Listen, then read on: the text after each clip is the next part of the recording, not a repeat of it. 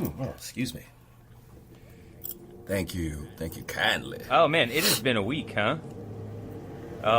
It has been a week. Are you in the back of a to say the back least of an 18-wheeler right now, driving down the street? No, I'm actually in very close to a road in a suburban neighborhood. Sweet. But yeah, it's been kind of epic. Not of Gilgamesh, but The Epic of Gilgamesh. Yeah. Well, which honestly was one of my favorite things to read in world cultures, if we're being honest. I'm trying to remember any of Epic of Gilgamesh. What? I remember he had a friend named Enkidu. And Enkidu was his boy, his roadie. See, I don't understand. I feel like his ride or die. I feel like you smoke way more pot than me, but your memory. Oh, that's a given. Your memory is... Yeah, but only for certain things. I mean, I couldn't tell you what I did or ate yesterday, but I can tell you some obscure, movie from the 80s, like Mac and Me. Oh, yeah. You remember that? Remember that golden... I don't know if I've ever actually seen it or if I've fabricated memories around Mac and Me. You know? The Berenstain Bears versus the Berenstain Bears or whatever that is? Yeah. Or remember that TV show Gummy Bears? The cartoon? Hell yeah. I love that show. Bears. Gummy Bears. What? Bouncing here and there and everywhere. My brother had it in his adventure. a DVD of it in his family van. And last year when we were driving back from Disney World, we put it on and watched it, and it was pretty dope. I was like, damn, it still holds up. Gummy I Bears bet not bad. Yeah. Yeah. Don't sleep. You want to do the intro here? On Gummy Bears. Yeah, let's jump it off. All right, baby. You do it. Go for it. Welcome. Week 15. I'm your boy, Rob Karma Robinson. I didn't even realize it was week 15. That's amazing. I'm your other boy, Lawrence the Dial. You want to run that one again? Let's mulligan. We got a mulligan. Let's rewind effects real quick. Yo, welcome to week 15 of What We Into. I'm your boy, Rob Karma Robinson. And I'm your other boy, Lawrence Dial, here in New York City. Jesus Christ. This is why I got out of acting. Fine, that's the one we'll use. That's the one. I'm using both of them. Fix Fix it in post. Did Did you listen to last week's episode? I found, this is what I realized about your lip popping thing, or whatever it was. What I realized did you was diagnose it? It's when I'm editing, it sounds more intense. But then when I go back and I listen to it on the podcast after all the editing's done, like if I listen through it through iTunes or Spotify or however, it's actually not that bad. But I found one of them, and if you go through the first minute of the episode, I actually made a little song for you just off of that little lip pop. Yeah. Are you serious? Yeah. I think it's like awesome. you. It's awesome. You in anticipation of saying something good. You're like, well, here I go. Wow. It's lit. See, so most of the things I say are lip smackingly good. Is what you're saying. Yes, lip-smackingly good, exactly. We got a bunch of stuff. We got trailers, we got movies, we got stuff to review. A bunch of stuff came down. News at 6 o'clock. And then we got comments. Stuff came down the pipe this week. What came down the pipe for you, man? Do we? Yeah, we got comments. We got comments from... do you want me to jump off? Yeah. Well, Lego's been having an awesome run of it. That's not where I thought you were going to... As far as oh, really? I just have this list of long things, and you go to... That's great. Go. Yeah, I would be covering some of the bigger things that happened this week, so I rallied to some of the more obscure, which one of them was pretty rad, is this new, you can make your own Lego movies. Like, you get this little Lego kit, and you download this app. Yeah, and it lets you make these... It's called Lego... what is it called? Lego Build... The Lego Movie 2 Lego Movie Maker. Little redundant in the name, but... Lego 2... Yeah. Lego 2 the movie. The movie the maker. Lego Movie 2 Lego Movie Maker. Yeah, it's convoluted as F, but... you can make movies. yeah, basically. It lets you make your own little, Lego movies, like the Lego Movie. you can make movies like the Lego Movie Part 2, the movie. Just fix it in post. And then the second thing is they're finally letting the next wave of collectible Lego mini figurines are going to be DuckTales. They're gonna be all. Oh, DuckTales. no way! Yeah. I was like, that's. I mean, a long time coming, but okay, I'm down for that. What is up with the resurgence of DuckTales in the last 3 or 4 look, years? Don't say honestly, they never went away. They went away. They did. They went away for sure. But the reboot, I wasn't sure if I was gonna like, and I actually ended up liking it a little bit. It was. I didn't watch it. It wasn't bad. Yeah, I used to watch it as a kid because it was like that 3:30 prime time. Get home from That school. was back when kids had cartoons on in the afternoons. Yep. Yeah. Now I don't even know. I don't know if you know what kids do now. I don't know. What do kids do now? Because my kids. I mean, you got two. Why don't you watch them and ask them? And no, I don't know. I have to pay attention. You kidding? If they're watching TV, that's like free time for me to do something else. No, I don't know. It's like the whole system's changed. You don't come home and watch cartoons after school. You turn on YouTube or you turn on Netflix or Snapchat or something. I mean, they're on a huge Bob's Burgers kick. They've been really? all about Bob. Yeah, man. H. John Benjamin, who does the voice of Bob. He's like one of my favorite voice actors of all time. It's so good. I can't get into Bob's Burgers. I don't really? like Bob's Burgers. I like everything else. Everything else in the canon of what he's voiced over. I totally 100% get behind. Yeah. But this Bob, I'm just like, eh. Remind me what else he's done. He did Archer, right? He did Archer. He did 3 Ounce Mouse. He did Home Movies. He did. What's Home Movies? What else? Home Movies. It was this poorly animated show from Adult Swim in the I want to say early 2000s, maybe mid 2000s. Okay. If you haven't seen it, it's worth a look. See, he right. plays the gym teacher or the coach or something. It's hilarious. I feel like he's a gym teacher coach in real life, but he just does voice side work. He's like, I just like to. It's my thing. It's my hobby. I definitely prefer Archer over. I think that's his best over anything he's done, and I really hope they bring it back for another season, especially the way they left off that last season. And more Super Bowl commercials too. For what was it? Subways or no? It was Arby's, wasn't it? It was Arby's. Which it's confusing if you watch. I think I saw him recently in something else. It wasn't either of those, but it was something else. What was he in? So, anyways, you can make movies with Legos. Yeah, it's awesome. So I highly recommend it. And is it like an app you download for your phone? How does it work? Yes, you download an app, and then you get there's a building set, and then you the set that they give you, I guess, comes with this little holder for your cell phone, and then you download this app, and it lets you edit the movies that you make. Oh, so stop animation. Yeah. Oh. Yeah, like the Lego movie. You should check it out if you haven't. It's rad. See, I would totally get it for my kids, but they would spend 2 minutes on it. They'd get the Lego guy or girl to move his or her arm, and then they'd be like, "Nah, right. we're over it," and then they would quit. It's really they say it's probably for kids, but it's really for adults. Oh man, they were the same way with Mario Maker. If you never got really? into I saw some of the levels they made. They were kind of rad and a little interesting. Yeah, they got into it, but they didn't dive deep. I think when you're a parent, you kind of have this expectation that you're like, oh, what are my kids going to be obsessed with? And they do get obsessed with things, but it's not they don't get efficiently when you become an adult, you get efficiently obsessed with something to the point where you get in every nook and cranny of it.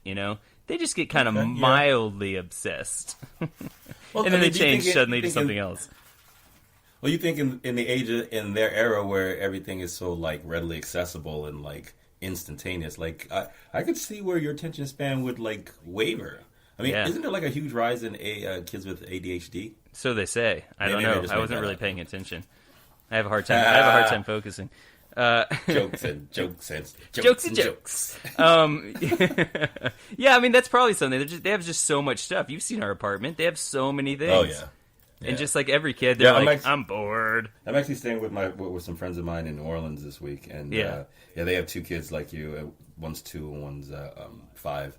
And they one thing that is thematic across all the boards of all my friends who have kids is their houses usually have a ton of plastic in them, mostly from either toys or or drinking cups Yeah. and eating utensils and stuff of that nature. Children are literally killing the environment single-handedly. Like, that's the number one cause is children in their toys. You heard it here first, guys. Yeah. The most reputable journalism you'll hear all week. And still on the Legos, Right here, we have so many Legos now, man. It's just absurd. We could build it's bad. We could build a whole room out of Legos, like an actual room for them to live in inside their room, just out of the Legos they have. And the other problem is, like, when you live in New York, you have all these, you don't have enough space, so they keep building all these projects, but there's no place to put it. You know? Right. There's no place to put all the Legos. Right. James Gunn is back. I heard that. I saw that. That's exciting. Yep. It's good for the brand, as they say. Yeah, apparently. Yeah, that's great. Yeah, apparently he and Disney, like, they kind of, it was more like they put him in the corner. They kind of knew that they were always going to bring him back, but they gave him a little timeout, a little public timeout, Exactly. a little optics timeout. Yeah. He says, I am tremendously grateful to every person out there who has supported me over the past few years. I am always learning and will continue to work at being the best human being I can be. I deeply appreciate Disney's decision and am excited to continue working and making films that investigate the ties of love that bind us all. I have been and continue to be incredibly humbled by your love and support and blah, blah, blah, blah, blah. Good for him. Yes. I mean, well, good for the brand is what I say. Yeah. And maybe it was good. Maybe it would end up being a really good thing because it gave them some time off from Guardians of the Galaxy. Because you know that he's going back to kind of remake the sequel and or / reboot of your favorite DC movie, wasn't Suicide Squad. Wasn't Avengers after Guardians of the Galaxy, the second one? Which Avengers? Infinity War was. No. Yeah, but he wasn't on that. No. Yeah. So I'd they have to weren't look at technically the off timeline. per se, is what I mean. Like they basically went from filming Guardians to probably filming Avengers in lockstep, or however they do that. But I think this delayed Guardians of the Galaxy 3 by almost a year. Because I think they probably had planned it to come out as whatever Phase 4. Because we're in Phase 3, right? We're Phase 3? Yeah. So I think the next phase after in-game, it probably would have included Guardians of the Galaxy. So 2020, I think, is when it probably would have come out. And I guess we won't get it in 2020 then. No. Yeah. Probably 2021 now, actually. Because now 2020 is going to be his Suicide Squad reboot. Okay. Which is your favorite DC movie, the previous one? Yeah. No. It's my second favorite. I mean, right there after Justice League. Justice League, right? That's my favorite. They did announce some new characters for Suicide Squad 2. I want to run them by you, see if you know anything about them. Because I don't. The first one is King Shark. Yeah, King Shark. Yeah. I think he was in the. No, they didn't. He's in the Flash TV series. Yeah. If you watch any of the Flash TV show, he's one of the villains that the Flash faces. But yes, King Shark. I know who he is. Go ahead. Okay, yeah. I watched the first 2 seasons of the Flash and liked it, and then was like, okay, I don't know. So you probably saw King Shark in one of those first couple seasons because he was like one of those early. He was probably one of those early bad guys that Barry kind of like learns his Flash stuff on. Okay. Oh yeah. Basically, Yeah. You got it now? He's basically a giant shark man. Yeah. It's just like one scene. It's like one scene, I think, in like the second or third season for like just a moment. Anyways, next guy. Yeah. Next guy is the Rat Catcher. Not familiar. Doesn't ring any bells. So created by Alan Grant, John Wagner, and Norm Brayfogle, Ratcatcher is one of Batman's most twisted villains. A former employee of Gotham City's sanitation department, Ratcatcher was convicted of murder when he stabbed a man. Ooh, the horror. Ratcatcher swore revenge, as you do, on all those he believed had wronged him and captured the judge, key witnesses, prison wardens, and even the officer who arrested him. He held them prisoner in a sewer underneath Gotham for 5 years. Damn. Until one escaped and stumbled into Batman. So he's, okay.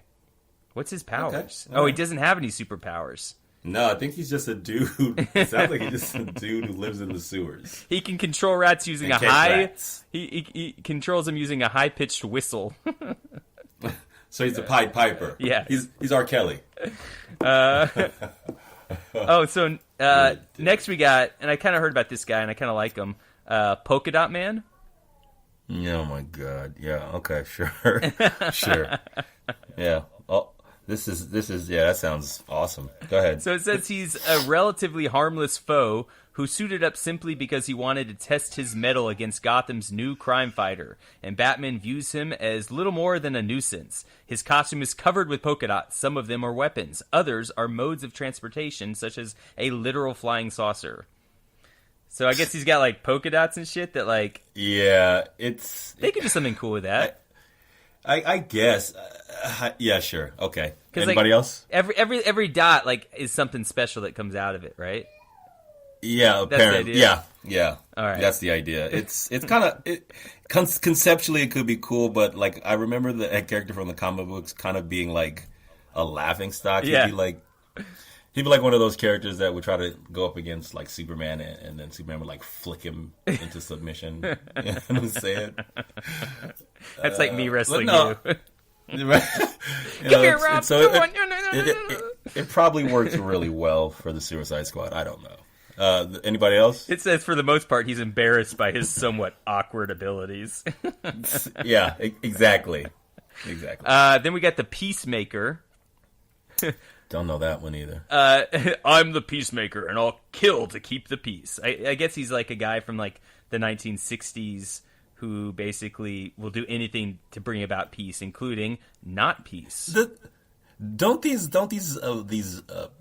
characters sound like the bargain bin at Walmart of DVDs? But that's what these. But that's perfect for Suicide Squad because you can kill them indiscriminately. That's true. And that was the problem with that first Suicide Squad is that they didn't kill anybody. Died. And I was like, what? Actually, did they? One guy, the fire guy.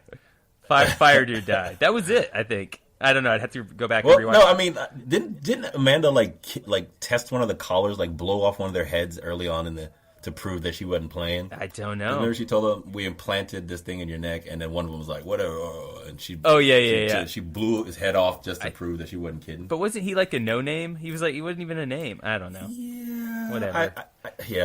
The movie sucked. Yeah. I tried not to remember it. Yeah. Well, we'll see what James Gunn can do it. I think he'll have better luck with it, but who knows? Good luck. That's a lot.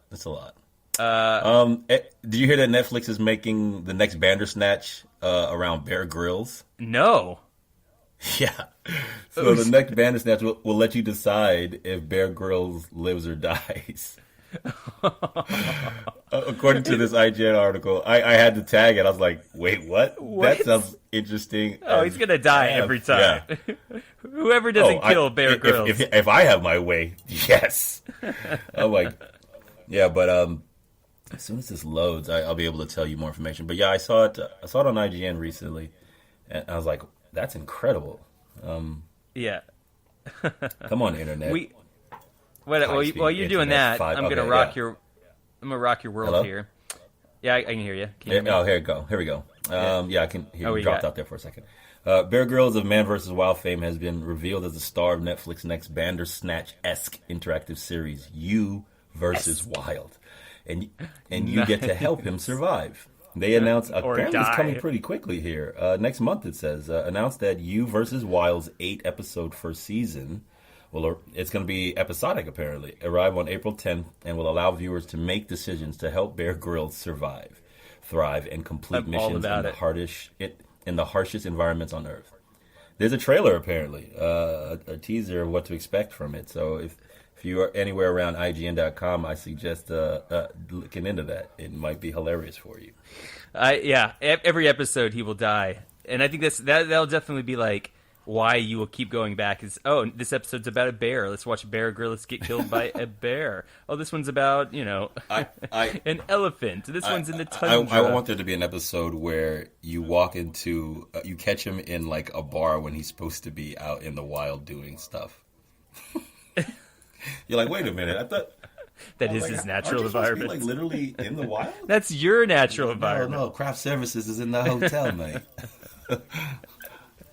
They should totally just have a random episode, which is like Bear Grylls, because his wild is like on set with everywhere, like cameras, and he's supposed to be by himself and, everywhere. And he's like, there's a sound guy who's like trying not to break his arm. Yeah, he's like eating a salad. He's like, I said no dressing. Wait, this isn't a niçoise salad. Send it back. That's awesome. I'm assuming, I hope you heard this. If you did not, get ready. Bill and Ted are embarking on a third excellent adventure. I think we brought this up on one of the previous episodes. Man. I was like, they're making a Bill and Ted movie, right? Excellent! Yeah, but it's finally official. Now, yeah, I saw them come out this week and say that. Did you see the trailer for Tarantino's new one? Well, hold on. We're not talking about Bill and Ted here. Oh, my fault. I thought we were just all right. Well, what else you got to say about it? They're making it. It's going to be awesome. We'll both see it. It's called Bill and Ted Face the Music, right? Yeah. So the script was written back in 2011, and that's a long time. Now it's been almost 30 years since 1991's Bill and Ted's Bogus Journey. Isn't Keanu like 50? Yeah. I mean, they both are.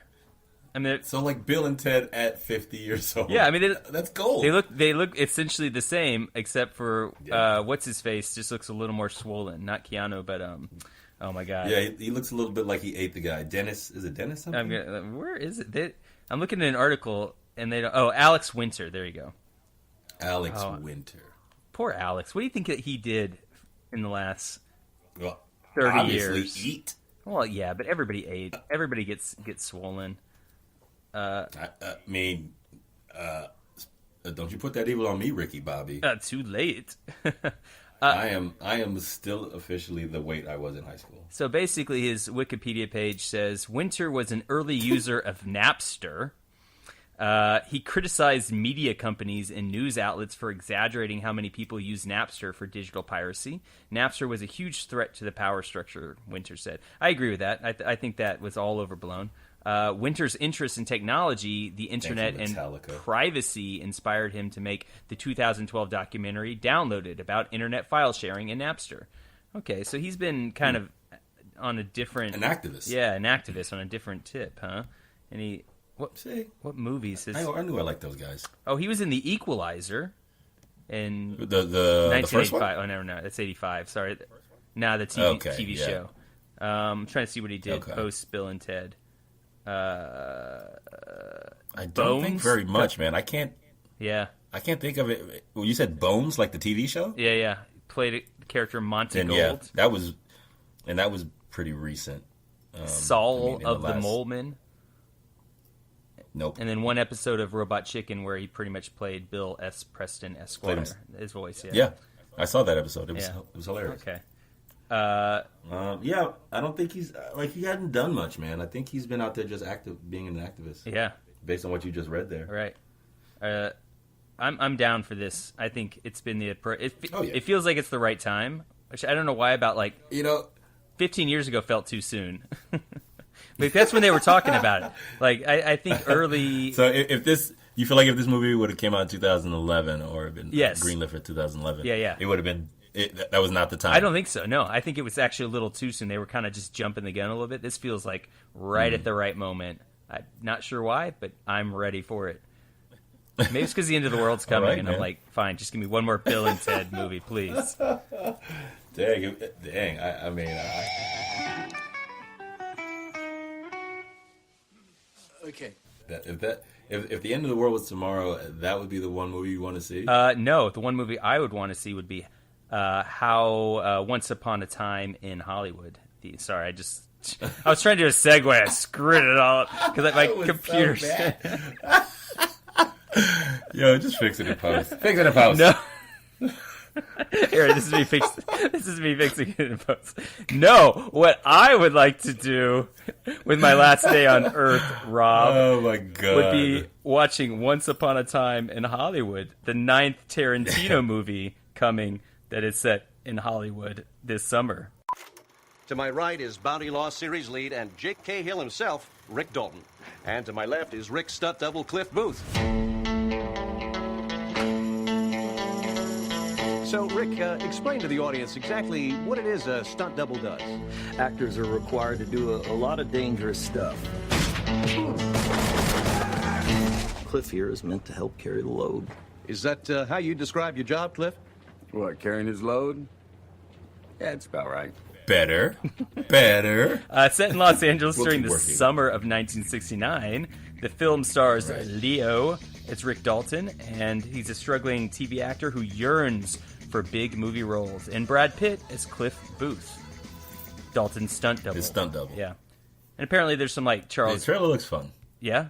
What did you think? Charles Manson shows up in it. Mm-hmm. It looks fun. It looks like a Tarantino formula that's going to be entertaining. Not unlike a Pulp Fiction. Yes, that's what they say Or, that it's most similar to is structurally Pulp Fiction.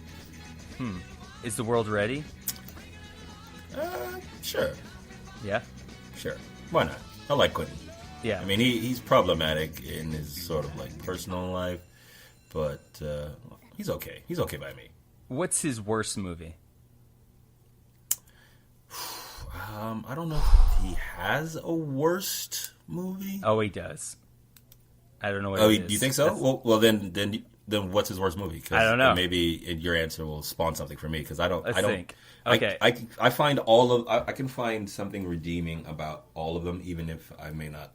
they're all like redeeming, them but all. there's one at the bottom, and it's either. I think it's maybe Inglourious Bastards. I liked Inglourious Bastards. What else am I missing? Or maybe Kill Bill 2.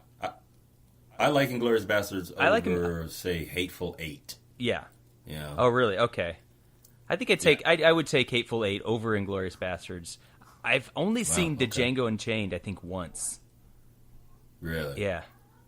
Because it's kind of You of a know, hard. It's just a painful movie. I mean, it's fun, but it's like that subject matter is hard for me to get interesting. behind Honestly, entertainment wise.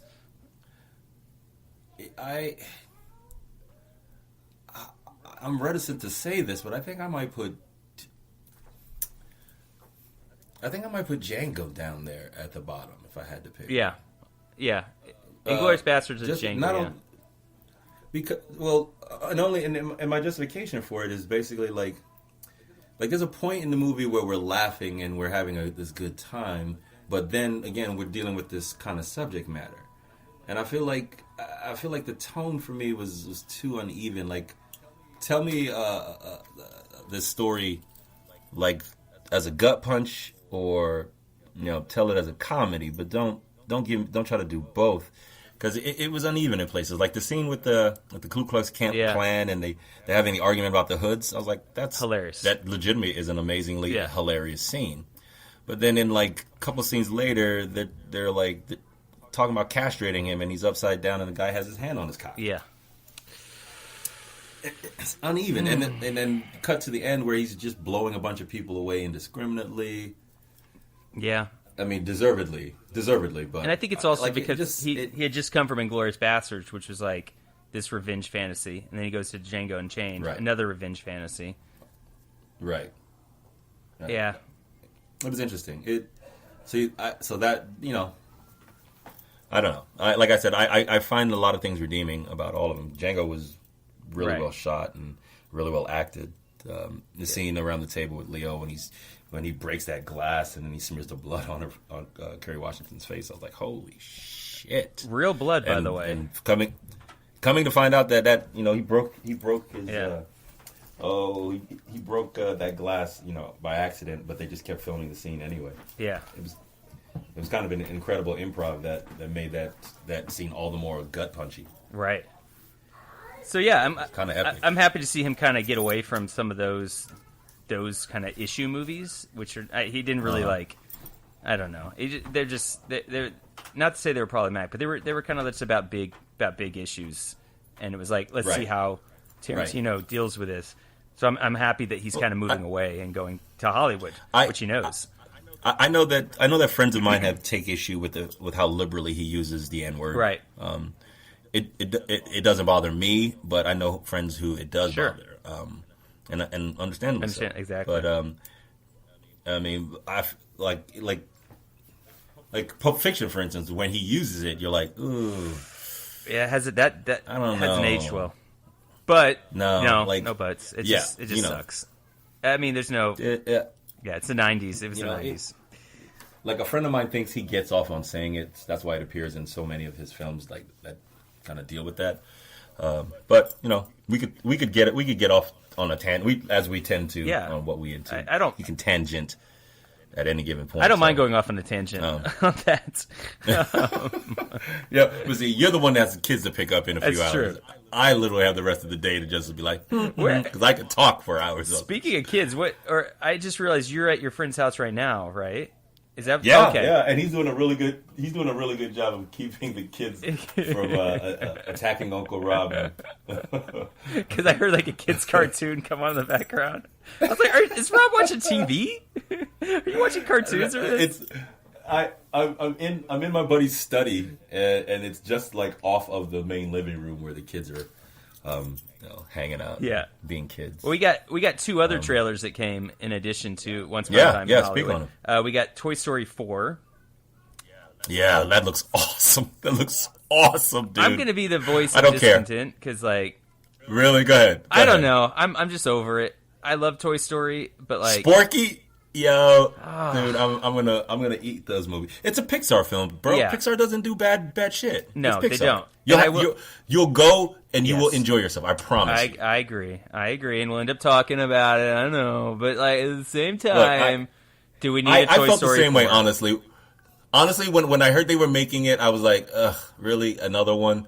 But then I having watched the trailer, I got excited. I found myself excited. I don't know. I love those movies. Against myself, I love those movies. Talk to me about Tom Hanks. Talk to me about what the premise of this movie, Toy Story 4, is so far. Everyone, Bonnie made a friend in class. Oh, she's already making friends. No, she literally made a new friend. I want you to meet Forky. Hi. Hello. Hi. He's a spork. Yes, yeah, I know. Okay, from what I gathered from the trailer, the premise is that Andy is sort of grown up and now handed his toys down to, I think it's his daughter or something. Yeah. And his daughter has now, created this toy that is really special to her, and his name is Sporky. Yeah. Which basically is a plastic spork, which she's kind of like glue or drew eyes and a mouth on and like put some little wire limbs on. And it becomes her favorite toy. And Woody takes it upon himself to be like, yo, this is her favorite toy and we're gonna keep him safe even though he's a little crazy. Crazy. Psychotic. like batshit crazy. He's a fucking spork. Because if you can draw a face and a mouth on anything and it becomes a sentient being. Look. That's fucked. Bro, look, it's a child's imaginary toy, all right? A child's imagination is the dopest, purest thing ever. Do not shit on that. So basically... I'm going to take a huge dump on it. Dumps on dumps on dumps. So apparently, from the trailer, they're on this cross-country trip in, like, a Winnebago or something. And the crazy-ass spork jumps out the window of... Because it can't understand why it's even alive. It doesn't understand its life. Yeah, basically. It has, like, a breakdown and jumps out the window. And Woody, being Woody, needing to protect it, jumps out after it. And so, from the rest of the trailer... This is all just, like, what I gathered from the trailer. I know. The rest of the toys have to figure out a way to get off the Winnebago, I guess, and find Woody out in the open. It's not unlike the few others that we've seen. The other Toy Story movies, yeah. Yes. It's not unlike the others. But this is all from a minute to a minute and a half trailer. Yes. I mean, it could be could be something completely. No, that's it. I'm sure that's it. Two major thoughts here. One, does everything that a kid picks up and plays with as a toy become like a sentient being? Their favorite? Yeah.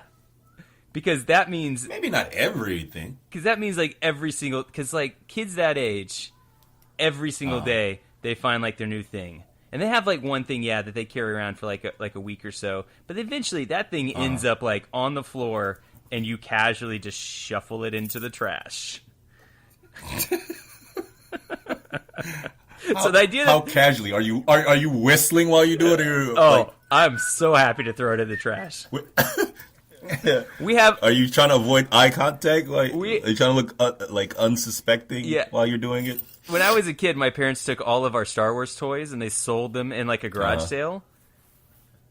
And we, oh man, and we that's ice cold, Mom. Immediately forgave that's them. Ice cold. No, we've never forgiven them for it. And but you have to do something with all of your kids' previous loved things, and generally it's the trash. And if it's not like a toy like Woody or Buzz that you can like sell in a garage sale, hell yeah, it's the trash. Uh-huh. And every kid has like one of those Spork type toys once a week. We have entire boxes in our closet filled with these types of things that like that's amazing. Eventually we'll just be like, fuck it, just throw it away. Yeah, okay. I'm done being cynical. You're right. I will abandon. You're gonna love it. I'll give up my. You'll see it and you'll love it, and it'll be fine. The other trailer we got was for Stranger Things season 3.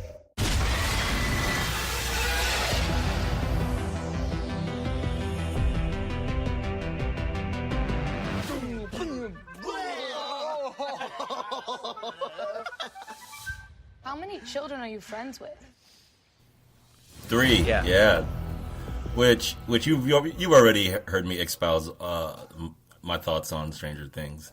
It looks fine. Whatever. Yeah. I was kind of over it after that last season, but we have okay. This is coming out July 4th, but Spider-Man Far From Home is July 5th. And then also July 5th is my birthday. So you get to pick. Dealer's choice. Oh, I'm going to Spider-Man with you and Laurel. Okay, perfect. And maybe the kids. Yeah. You know what? Let's all go to Spider-Man. Let's go to the Alamo. Let's take my kids. I'm going to sit you guys in like the front row, and I'm going to sit like way back in the middle by myself, and that's my birthday present. What? No. All right, you can. I guess you can sit by me. I think you should get up off the couch, go into the bedroom, ask Laurel about that plan, and get back to me. Let's see how drunk we can get at the Alamo while watching Spider-Man with our kids. That's too easy. That's way too easy a challenge. Don't throw that. I'm calling them our kids. Pick that gauntlet back up. You're now adopting my children. You'll have to after I get kicked out and arrested. For being so drunk at Spider-Man Homecoming. Wait, I thought this is only on the stipulation that Shar would be helping me raise them, and I don't think that's going to happen. It could. You don't never say never. I've thought some weird things were not going to happen in my life, and what do you know? 5 years later, here I am. Check, please. What did you think about Stranger Things season 2 or 1? I can't. You know how I felt about Stranger. I can't remember. The first season was awesome. The first season, yeah. First season was completely amazing and awesome. The second season I had issues with for a number of reasons that I won't go into here. If you want to hear about it, go back and listen to some of our other podcasts because we have definitely talked about it on the show. I can't even remember those, so that's. It was. You could have totally been like, it was my favorite, and I loved it, and I'd be like, oh, really? Okay. No, I felt like the kid in the season 3 trailer who shows a lot of love to the I forget his name, the character's name, but he basically saves everybody at the end of season 2 and then rides off into the sunset by himself.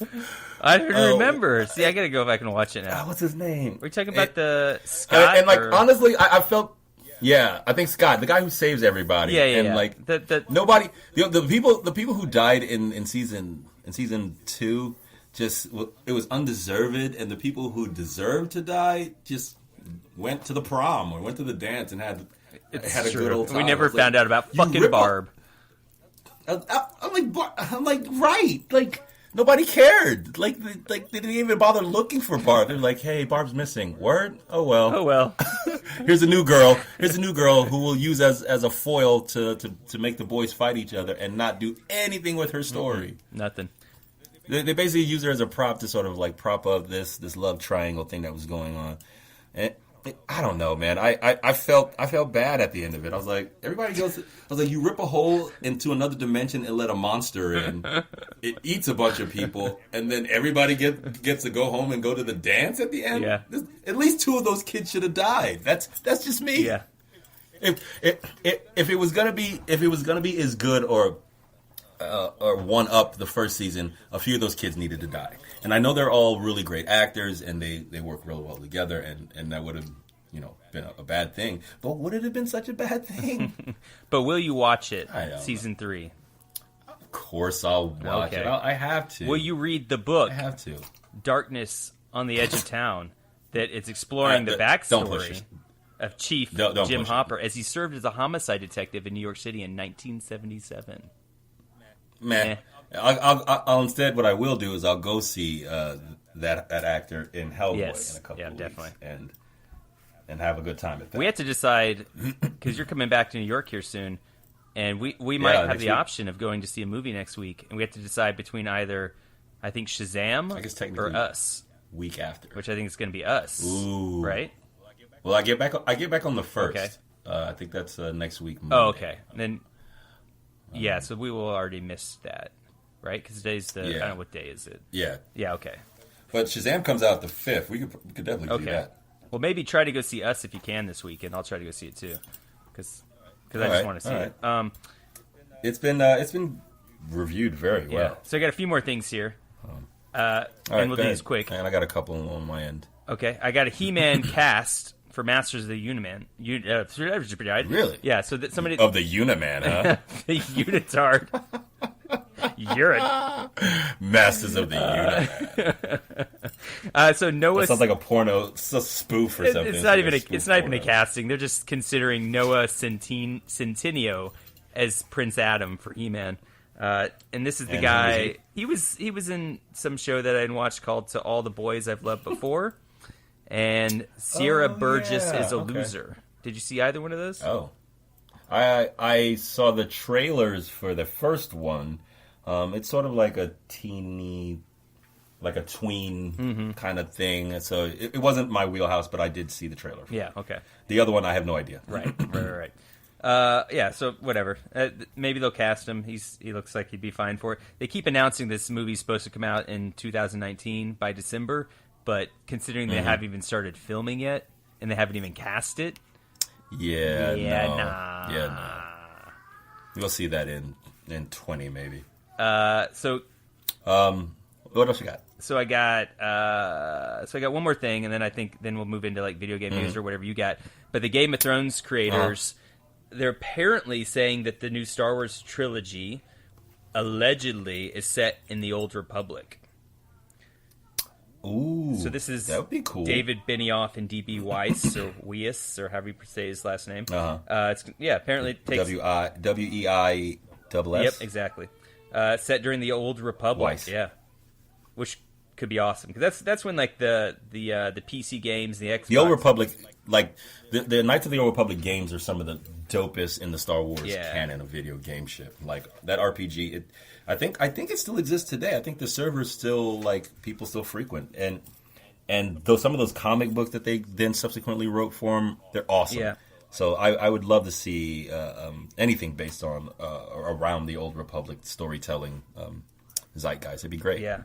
And those guys, they already kind of do, because it's supposed to be kind of like this blend of Star Wars and Lord of the Rings is the idea. Which sounds incredible to me. And it's a lot like that, actually. And like if you get a chance, I know you don't have the time, but like you should watch some of the gameplay for some of those old Knights of the Old Republic games. I played one of them on my iPhone for about 6 excruciating hours.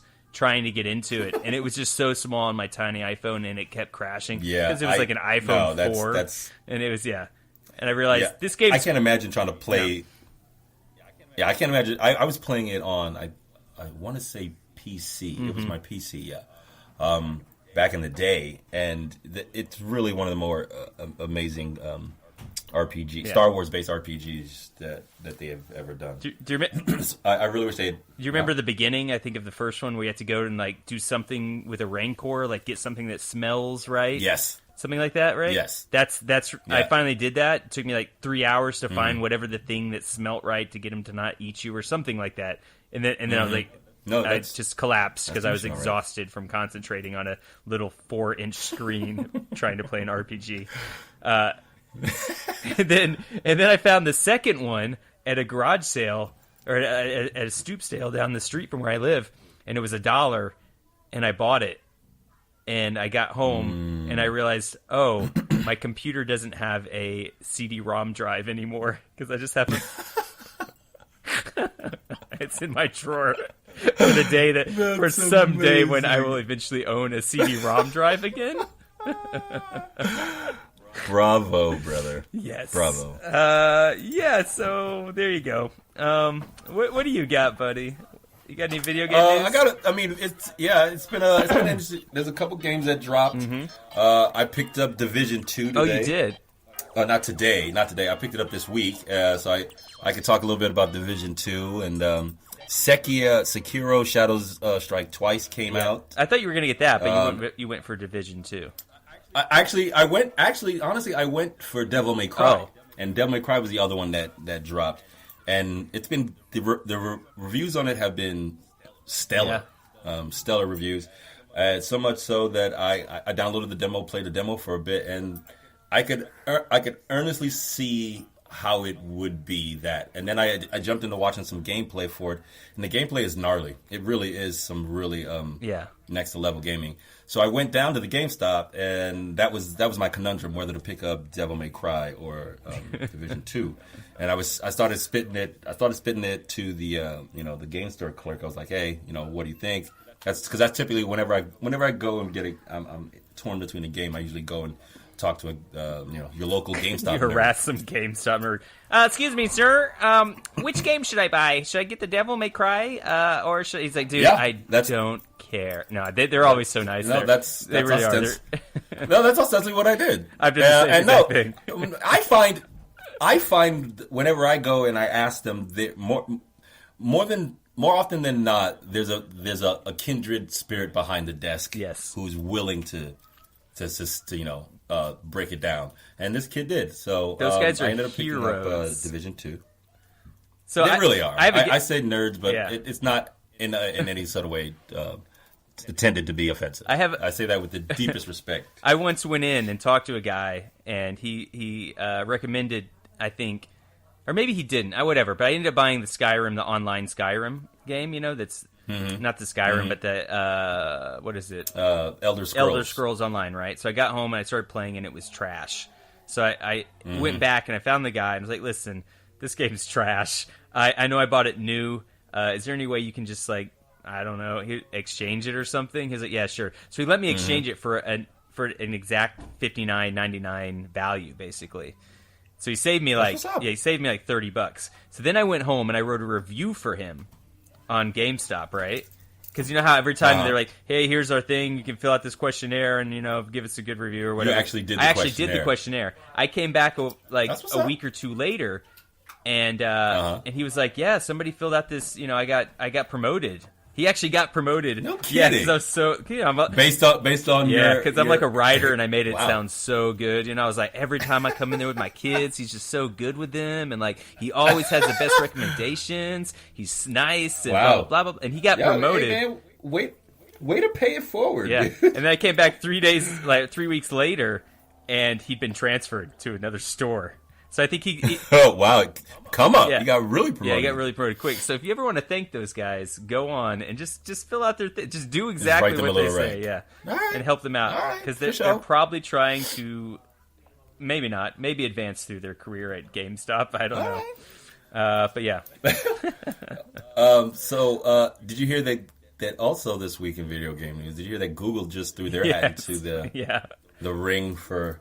But they're doing no more consoles, no more disc. It's their whole thing. It's going to be streaming, and you can do it on multiple devices now. Yeah, break that down for me. What does that mean? It sounds like a bunch of snake oil. Yeah, it sounds like. Well, they're saying that you have to have a specific kind of internet connection. And all you really need, they said that you don't need to buy their controller. It should work with all the pre-existing controllers out there. This streaming service system or whatever this thing is. But yeah, they have their own controller for it. And I like Google. My Chromebook is a nice piece of machinery. Yeah. But this all sounds like a little flim-flammy because they didn't really have anything that they could test or show or prove what they're saying. They're just basically like, hey, this is what we're going to come and give you, but without any really solid things to show or just promises. Promises. Yeah, promises. Well, we'll see. I mean, apparently the structure of the network or whatever is in place already, and they're betaing it or something. Mm-hmm. So we'll see in the next couple of months whether the Stadia. They're calling it Stadia, by the way. I don't even understand. Where do they come up with names? Yeah, I don't. I like the name is like what? What is reality? Okay. Who am I? Who are you? What would my name be? Charcrier. I'll be Mr. Rumpelstumple.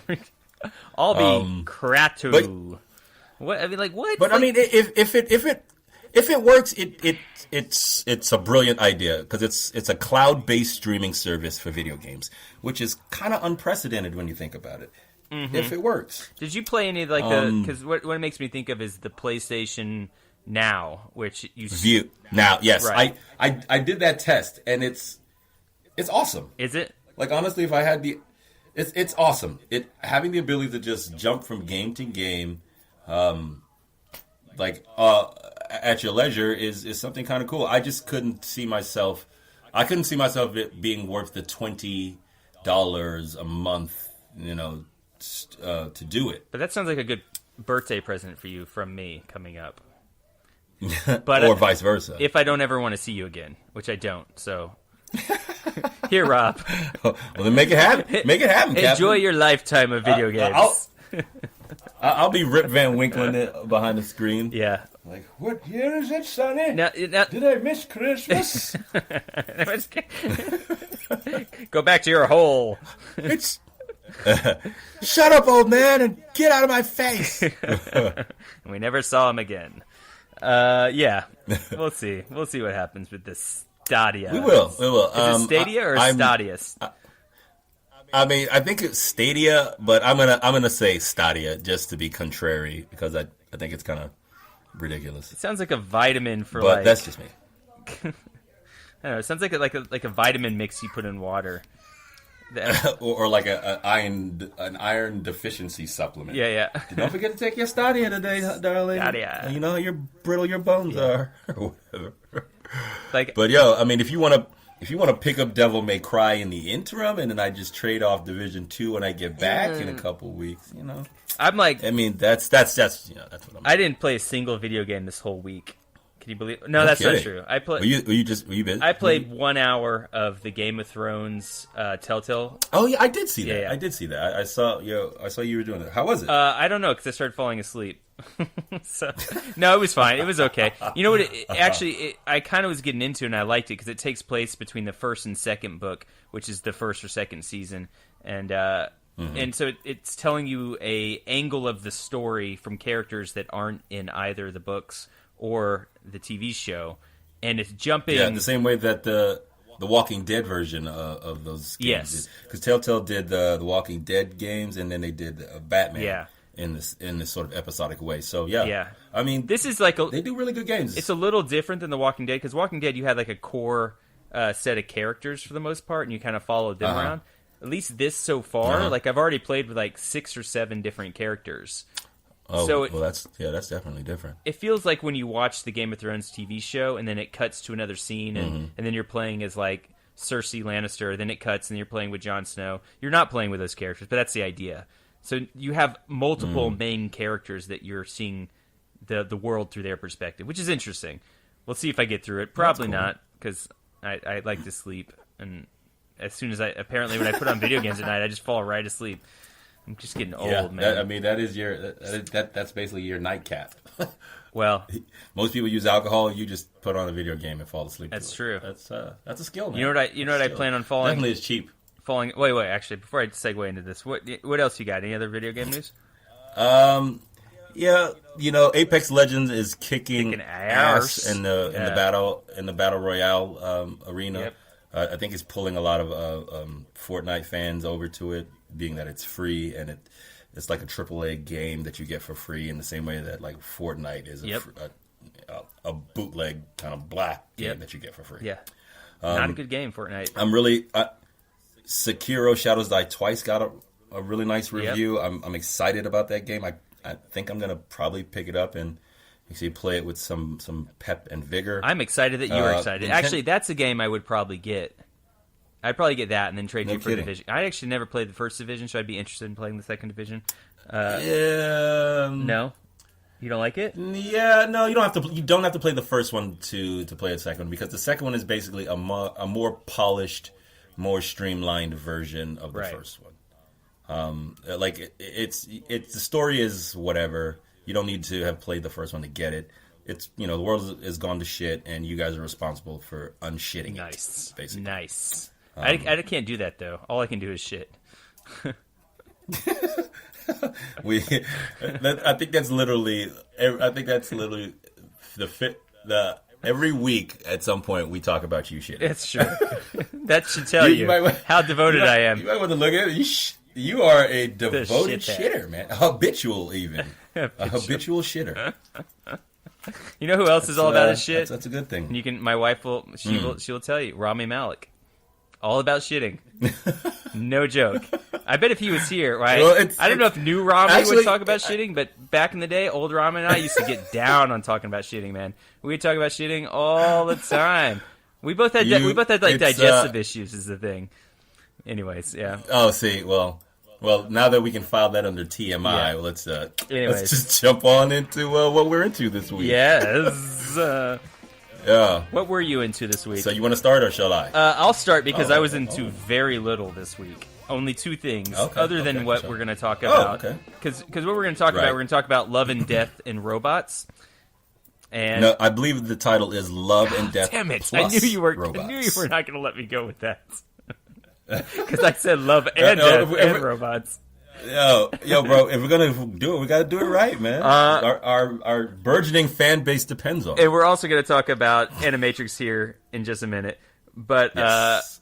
But what I did watch with Laurel, because we couldn't figure out anything to watch Sunday night for some reason, and she was like, she just kind of like threw it out there, and like we couldn't stop thinking about the idea that we were going to watch it, so we ended up actually watching it, which is Doom with The Rock. Wait, with The Rock? Okay, yeah, and having revisited it, what do you think? I'd never seen it before, and neither had her. You'd never seen Doom? So we took a big step off a cliff, a leap of faith into Doom, and we were not disappointed. How did it feel after at the end? So a couple things. Because I personally liked it. I liked it. It. A lot of people didn't, but I liked it. Yeah, a couple things. I got to look this up. I meant to do it beforehand, but it might be one of The Rock's last R-rated movies. I think it might be, actually. I know that Southland Tales was rated R, you know. Wait, which Tales? Southland Tales? Have you ever seen Southland Tales? Oh, Southland Tales? Yeah, it's by the guy. It was his follow-up to Donnie Darko, basically. Not a sequel, but another movie. Oh, okay, okay. No. Was The Rock in that? Yeah, so he's in it briefly. That might be a list of a movie that we might do at one point, because I think you would get. All right, for sure. I think you'd get a kick out of it.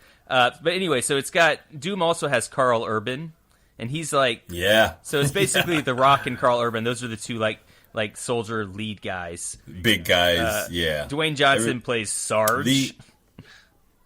Oh man.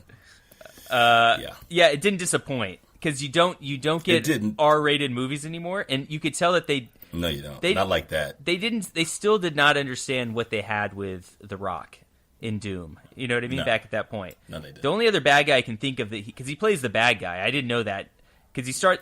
Yeah, but he plays the bad guy, but he didn't start out as the bad guy. It's only because of the effects of what they go to investigate that badness, that evil. That you see him transition over the course of the movie, which I actually kind of dug. I kind of dug seeing The Rock go from like a devout soldier, you know, and all about duty to this like sort of manic, crazy demon by the end. You're talking about Doom or the Scorpion King? That was 3 years earlier, 2002. I've only ever seen the first one, and they've made a few of them. I think The Rock was only in the first. Actually, one. We just watched the Scorpion King with the Mummy Returns with our kids just the other day. So I've now seen. I stand by those movies. Yeah, they're not bad. I stand by. And Doom is not bad either, to be quite honest. Like it was reviewed horribly, but it actually, and honestly, when I first my first viewing of it, I thought it was terrible. Yeah. I thought it was bad. I thought they had missed sort of the point of what Doom was as a property, as a video game. That part they just kind of completely missed. But as like an R-rated action movie in the a la like what's the one with Arnold and the Red Planet and Mars? Get Your Ass to Mars. Plateau, so good. Total Recall. Total Recall. Yeah. In like an R-rated movie in the vein of Total Recall is what they did. But what I did take away from that first viewing that I liked a lot was the last. Like there's in the last 30 minutes, there's about 15 minutes of like that first person viewership. Oh, I'm glad you brought that up. Hunting for his sister, and that was exactly what Doom was. And I was like, oh wait, okay, you waited to the last third of the movie to give us a little bit of an homage to what the old one was. Okay, fine. And subsequently after other viewings, I was like, actually, this is actually a pretty good film. They took a chance there. So like that was a choice. They made it and they ran with it. It really was. And credit them too for doing it. I think the reason that was part of the reason why it didn't do well initially. Yeah. I think people were kind of like, well, this isn't Doom. You guys aren't. That's not a Doom story.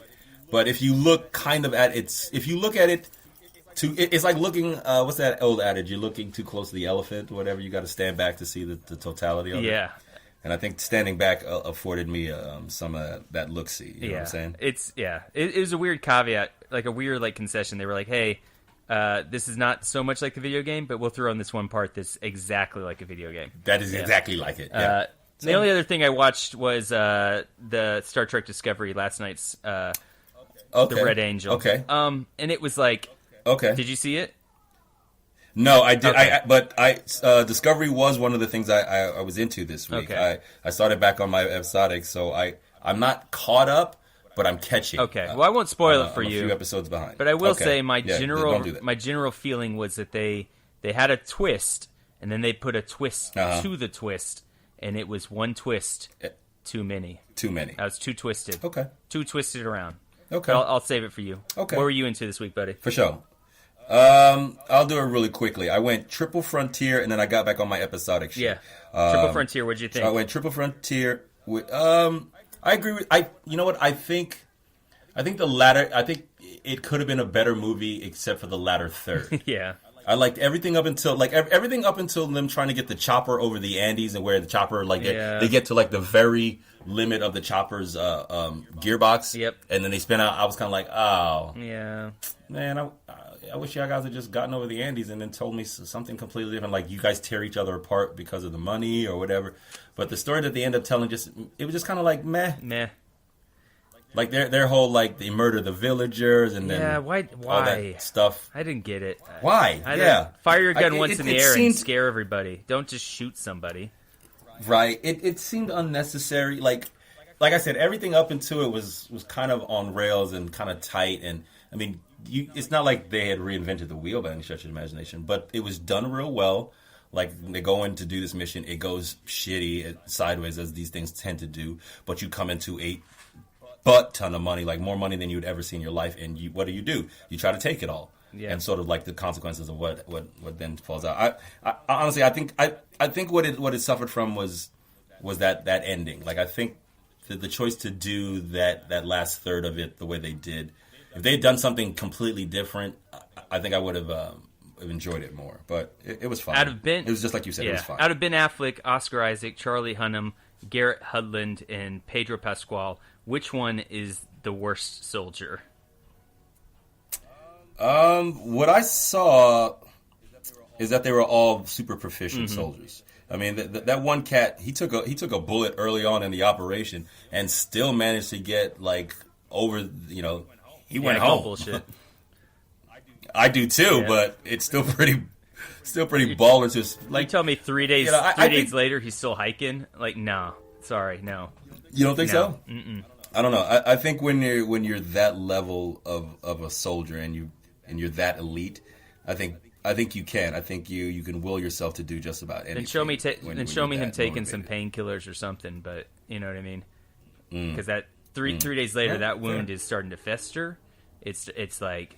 I mean, Well, or show them managing, Yeah. taking care of it, rebandaging it, or whatnot. Just don't act like it's gone. Because it was a through and through, and if the bullet goes through and it's a non vital area, then you can hike another 3 days. It'd be painful, but if you could do it, and I would credit any good soldier, any elite soldier would be able to do it. I was a bit surprised that only Ben Affleck was the one to die. No, I wasn't. No? That made sense to me, based on the exit from the village. Right. Like he killed that dude's pops. He was also the one who was greedy, right? He was the one who's like, no, there's all this he was money, the one, we're not leaving.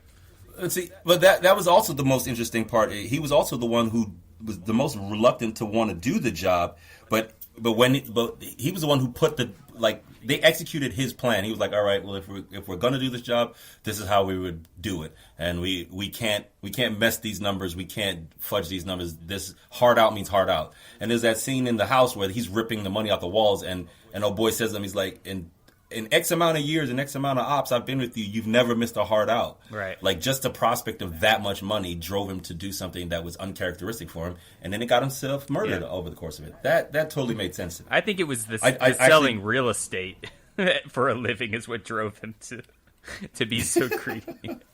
That's the one part I did like, is that they were just basically showing you, like, here's all these soldiers, their lives are not great after they're done soldiering. Well, it's. I mean, we could get on the subject of it, but America doesn't have a really good track record of taking care of its gladiators and taking care of its veterans. I mean, I know they talk all that. The politicians drag that shit out all the time about veterans this and veterans that. But if you talk to most veterans today, I'd say that I'd guess to wager a lot of them are like, man. Especially if you're like a black and brown motherfucker coming home post war anything. Oh yeah. Well, I could keep talking about this, but we're running out of time. So let's keep it moving. Yeah, but what else are you into?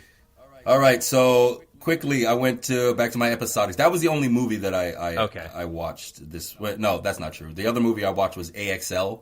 Axel. Yeah, how was that? Yeah, it was light. It could have been sort of in the vein of Flight of the Navigator meets Mac and Me, meets that sort of thing. But they decided to focus a little too much on the love affair between the girl and the dude, instead of the relationship between this military project and this kid who finds it. It was light, but I enjoyed it. And that was the other movie I watched. And then quickly, the episodics, I went John Oliver, Brooklyn Nine-Nine, Doom Patrol, which I highly recommend people get into. This is what I'm going to do. I'm going to wait till it's all out, and I'm going to do like their little... That's smart. It's smart. It's really good. And then I went back to Star Trek Discovery. Yeah, awesome. Which is... It's interesting. What episode are you on, real quick? The one I just finished was... Saru has saved his people by having them all evolve. Oh, right. Yeah, they crammed a lot into that episode, didn't they? Yeah, it was kind of like, whoa, okay. But I think that's the last episode I remember watching this week. I will say that this week's episode is probably the least happy I've been with this show so far. And with whose show? With Star Trek Discovery. Yeah. Oh, you mean this week's thing? Yeah. Okay, so how many episodes behind am I? I think you're still about four episodes back. You got some episodes to watch. Okay, 4 episodes. Yeah.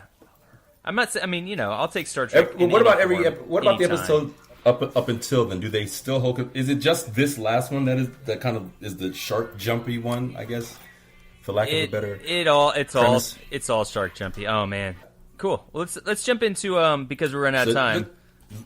Oh, sorry. Love, Death, and Robots. Yeah, let's go into Love, Death, and Robots and get this going here.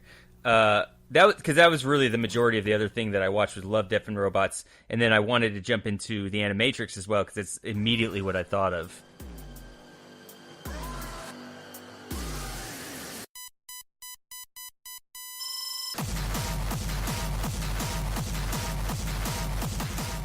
Yeah, well, that was...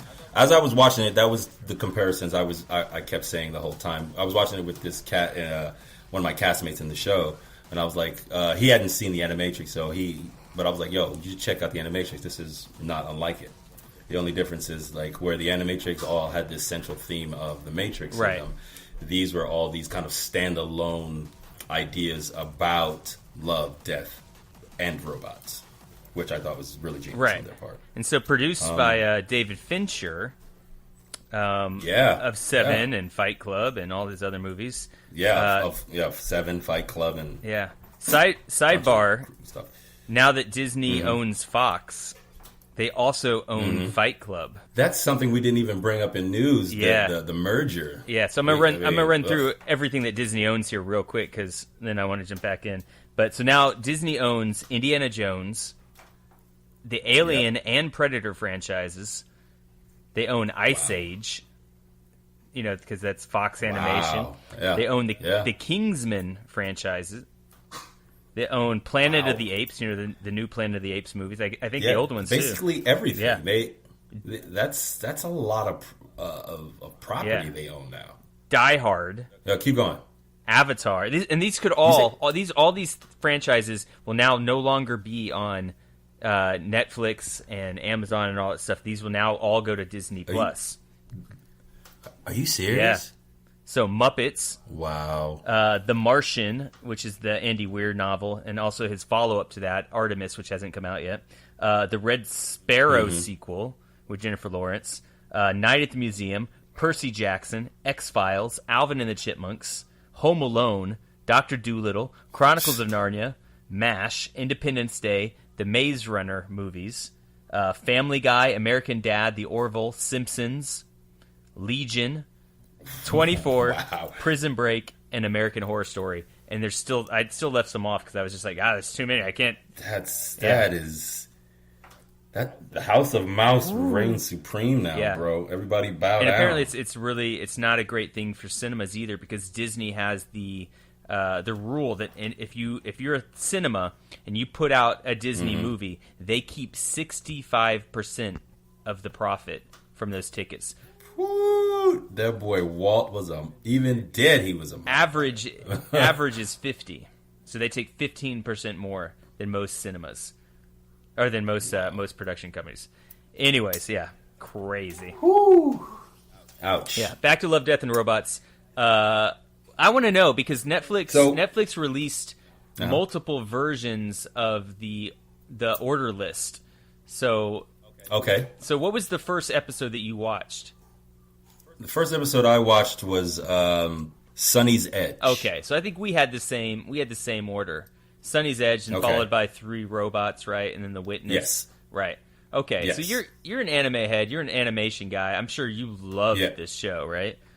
I did. Yeah, I did. I watched it after when you said that we were going to be reviewing it. I did multiple viewings of it a few times because I mean they're not that long. I mean you get 18 10 to 15 minute little stories, and there's a few of them that could easily have been like a full length that I would have sat for an hour 15 to see to fruition. Right. There's a couple standouts, and there was one that I just didn't like. Tell me the one you did not like. The one that I didn't like was Ice Age. It was the live action one with about the freezer. Topher Grace one. Yeah. It's odd because like every one is these like fully almost photorealistic CGI actors, right? And then with the exception of I think it was The Witness, which I think was a live action that they then in post like animated out, made it kind of like that in that Take on Me kind of way from the video, like that. Yeah, that was one of my favorite ones actually. And that was one of my favorite ones too. Yeah, and that one was it was basically made by the animation head of the guy who did Into the Spider-Verse.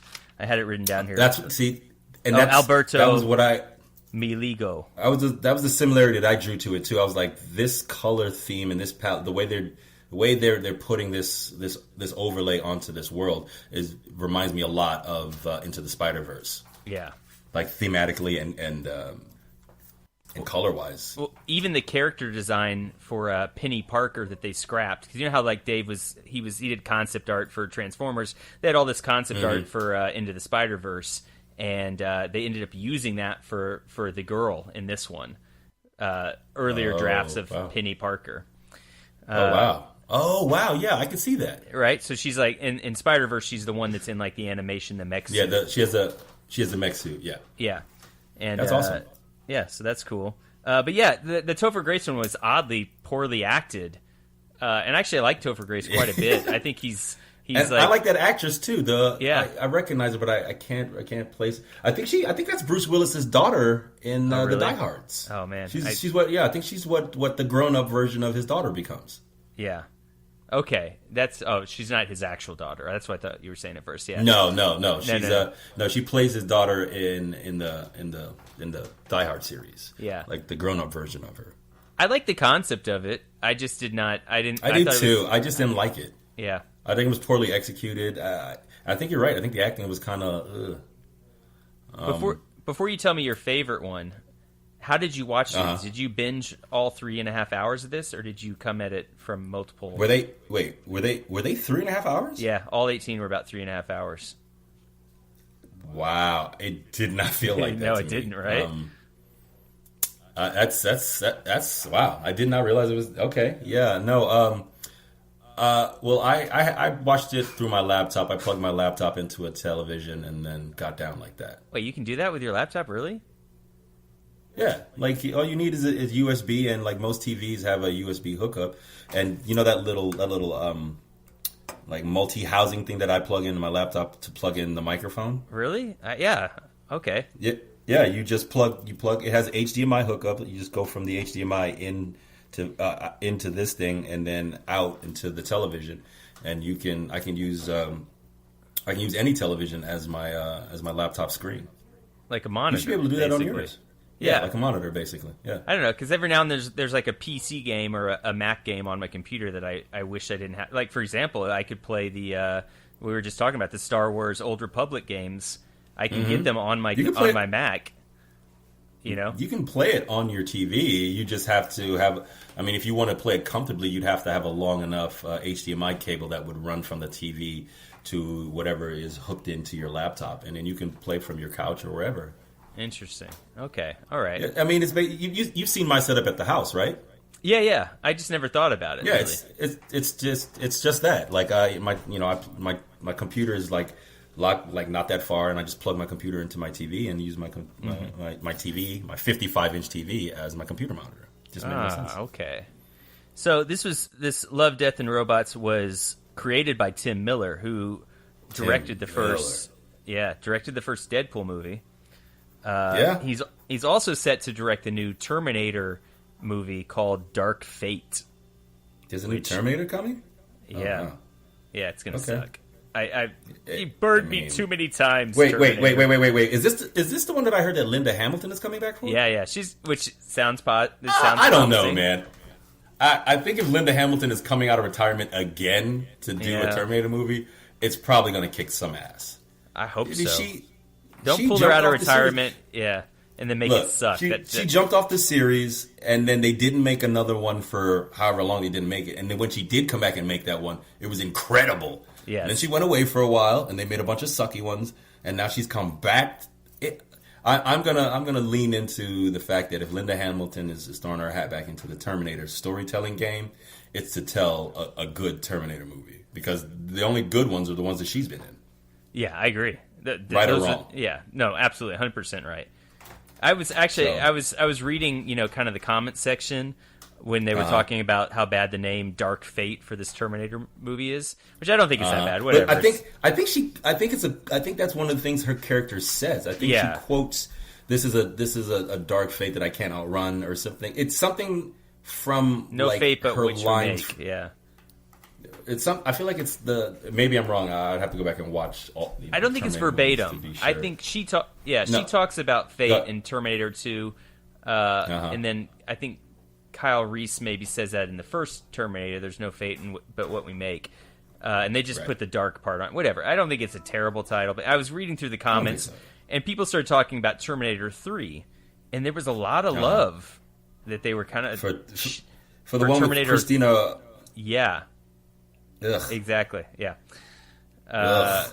Yeah. I left a bad taste in my mouth, but maybe I should go back and rewatch it, or maybe not. I don't think so. I think that bad taste is there for a reason. I think that one was a departure that they thought it would be cool, and it wound up just being. They made a joke out of it. I felt like they made a joke out of it. Like a mess. Having a female Terminator was a good idea, but that was not the issue. Whether or not the Terminator was male or female, it was the storytelling. It was just ugh. To go from like the liquid metal Terminator to now, here's a robotic Terminator again. I was like, what? Really? Yeah. Yeah, I was like, with liquid on top of it. Yeah. Really? Yeah, that was weird. Okay. Cool. Let's run through these Love, Death, and Robot episodes, and you tell me what you think. All right. So the first one, Sunny's Edge. In an underground world of beastie fights, Sunny is unbeatable as long as she keeps her edge. Yeah. That one had so many like whoa moments for me. I was like, whoa. Yeah. The scene where they basically stomp her head to mush and she's still alive, and he's like, well, what are you? Yeah. And then you realize that she's the beast and not like the puppet, not the actual human being that they think is it's brilliant. Yeah. It's brilliant. Like, it was one of those that I was like, man, I wish this was a full length. Also, yeah, me too. Well, that was the other thing I was going to talk about, how this, like, I really liked this, and I liked that they were short, but it also ultimately kind of left me disappointed because there were so many of these that I was like, I would get into it and then it would be over. You know what I mean? And it was, it was hard. It hurt. So Sunny's Edge also felt like it could be a video game. I was like, man, a lot of these felt like they could be video games. Yeah. Well, with that high level CGI and mocap thing that they're doing for so many of them, it's not unlike some of these video games nowadays. Like like some of the cut sequences reminded me of like World of Warcraft and stuff like that. I was like, geez. Yeah. The cut sequence, that's what they feel like. They feel like elaborate cut sequences for like Gears of War or whatever the subject matter was.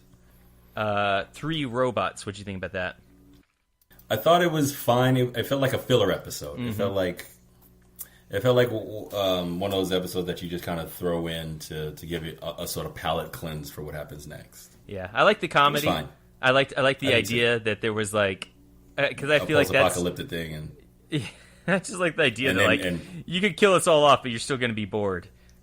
Not that, or maybe maybe we killed ourselves. Whatever, we're all done. But there's a robot still around. I like the sardonic sort of banter between these robots. It was comical and whimsical, but all in all, kind of forgettable. Yeah. What about The Witness? This is the one that... The Witness was this one we were talking about previously. Yeah. It was one of my favorites. I love it. I love the thematically, storytelling wise, the way it was shot, all of it. It was one of my favorites. Okay. What about Suits? A community of farmers used their homemade mechs to defend their families from an alien invasion. That's like it was dope. That was the opening tag, which they kind of is not quite true because, as you I think pointed out, it's not actually planet Earth. It's not quite true. Yeah, right. Yeah, right. It's another planet, and we're actually the invading species, or the humans. It's not actually Earth. It's not actually Earth. You and me. Yeah, right. Exactly. It's Yeah, and I liked it. It was cool. Yeah, it was pretty cool. The next one up, number 5, we have Sucker of Souls, awakened by an archaeological... This is one of my favorites. Awakened by an archaeological excavation, a bloodthirsty demon fights a crew of mercenaries. It's basically, it's Dracula. It's a Dracula story. Yeah, it's Dracula. They go and wake up Dracula. And for me, this is one of my favorites just based on like the art style and what they did. Like, if this was a live action, a lot of the camera work that they did in this was awesome. Like the following, like as the demon is coming down the hallway and the bulbs are popping and you see the guys there running from it. Like the camera moves in this really if this was gonna be like a live action, there'd be a lot of cameras on rails that they would be flying around the place. And there's one section where the vampire he's just bitten like the first victim or whatever, and then he stabs him through the chest, and runs his hand upwards, and he splatters like a cross of blood on the ceiling, and then it's a POV from the vampire's perspective, and you see the guy's face just fall into pieces. Like the skin comes off, then the muscle comes off, then the bone comes off. It was rad. It was rad. It was one of my favorite animations. Yes, these are pretty violent animated shorts. I mean, I would like all of these were rated R, dude. Every single one. There wasn't one that you were like, oh, the kids could watch this and be not psychopaths. And I thought about it every time one of them came on. I was like, oh, maybe the kids can watch this one. And then I'm like, nope, there's some penis. Nope. There's nudity. There's some male penis. Yeah, I don't. For some reason, I don't remember the end of this one very well, but whatever. It was good. Oh, it ends. Oh, the end of this one is they set off an explosion in the face of what they think is the one vampire. Right. The blast then shoots them into some other cavern, and in that cavern they turn on a torch, and they're basically surrounded by vampires. Yeah, cool. That always happens. It was gnarly. Yeah. It was gnarly. Next up we have number 6, When the Yogurt Took Over. This is the only one out of all 18 that was written by a woman, Janice Robertson. Oh, no kidding. All the other ones are written by men. Written by dudes. Some of them were directed by women. I don't think any so far. Do you know which of the ones we've already talked about were reviewed by women or directed by women? Let's see. The Sucker of Souls was actually based on a story by Kristen Cross. And I think that's it. Honestly, I think that's it. I think so far we're only 6 in out of 18. Right. But let's see, I had another list because some of these had like 2 directors on them. I know that Sunny's Edge was also directed by Gabriella Pinaccioli, and she did another one. She did the Shapeshifters one later, which is the one set in Afghanistan. Oh. Yeah. So that's the one my buddy's wife really liked. Yeah. She really liked that one. And then Beyond the Aquila Rift, that was also directed by 2 women, Dominique Boyden and Maxime Louis, which I think is French. Or not. Maybe I just can't pronounce anything. Because I'm American. You've never been. You're never been. You just, leave the pronunciations to me. Why don't you fax me the pronunciations and I'll Receiving fax. Can you imagine if that was still like a viable mode of giving people information? Although I have done it in the past. I've sent like 2 faxes in like the past 2 years. Oh, gosh. Really? I had to go find one, obviously, but yeah. Fax! Yeah, they still some businesses some businesses still put that on their like website. Here's our fax number. But when I think of fax, I think of like Wall Street circa like 1985 or something. I always think of like Back to the Future, even though it's in the future, part 2, where he gets fired by the fax machine. They got that one right. Whoa. They got that even in 2015. Fax machine's still around. Okay, yeah. So when the yogurt took over, what do you remember of that one? I remember it being sort of a filler episode, but I enjoyed it. It was fun. It was fine. I liked the sort of Pixar-esque animation style and it was only 6 minutes long. It was probably one of the shortest of the 18. But I think it was meant to just be like a palate cleanse after the last couple. Yeah. It was one where I thought, oh, the girls can watch this, and then I was like 4 minutes in. Oh, nope. Can't. There's boobies. Nope. They could probably watch the boobies. What else was in there that was inappropriate? I can't remember. I don't think anything that was too inappropriate, other than that first couple. But I mean, I like the story aspect of it. Like this yogurt becomes sentient and basically solves all the world's problems. Yeah. And then they make it their leader. You want to hear the opening paragraph? Because it's actually based off a short story by John Scalzi. Oh, yeah, sure. Okay. When the yogurt took over, we all made the same jokes. Finally, our rulers will have some culture. That's pretty funny. Our society has curdled. Our government is now the cream of the crop, and so on. But when we weren't laughing about the absurdity of it all, we looked into each other's eyes with the same unasked question. How did we ever get to the point where we were, in fact, ruled by a dairy product? Pretty good. Mm-hmm. Pretty good. That's pretty much that's what you see in 6 minutes. And it's not long. It's only, I would say it's like 3 pages long. Like, that's it. Yeah, there's actually more in the comments section about it. I think this guy guy John Scalzi wrote another one. He wrote some other stuff. Yeah, he wrote another one too, and I thought I wrote it down, but I guess I did not. Let's see if maybe we'll find. Our research department is falling down on the job. Yeah, I know. We have to fire that assistant of ours. Sharon! Man. Yeah, you're fired. Sharon, you're done. Just kidding. You're done. We need her. Clean out your desk. We love you, Sharon. Okay, thanks. It's absurd. You know, Sharon does all of our, like, whenever we put these up on Buzzsprout, she's the one who writes all of the little blurbs about what we talk about. She's the one who has to go through, and you think it's me who's doing the post on this, but it's not. It's actually Sharon. And so she's there, intern Sharon. Who is awful at her job. Just kidding, Sharon. She's amazing. She loves it. The only reason she's really doing this is because she kind of has a crush on you. I've heard that said before. But anyway, it'd be unprofessional or unprofessional. So next up is number 7, Beyond the Aquila Rift. Now, if you go to like the ratings on IMDb, this is the most liked one out of all of them. Obviously, I know why. It's the one that has the most gratuitous sex really in it. Does. Why? It's just like, wow. All right, okay, we're just gonna have these computer-generated people smash up against each other. Right. So it's about a spaceship that like goes into deep sleep hibernation, and when they wake up, they're very, very far away from where they were supposed to end up. There's a girl there suspiciously that knows like the head captain guy and starts talking to him. They end up having sex.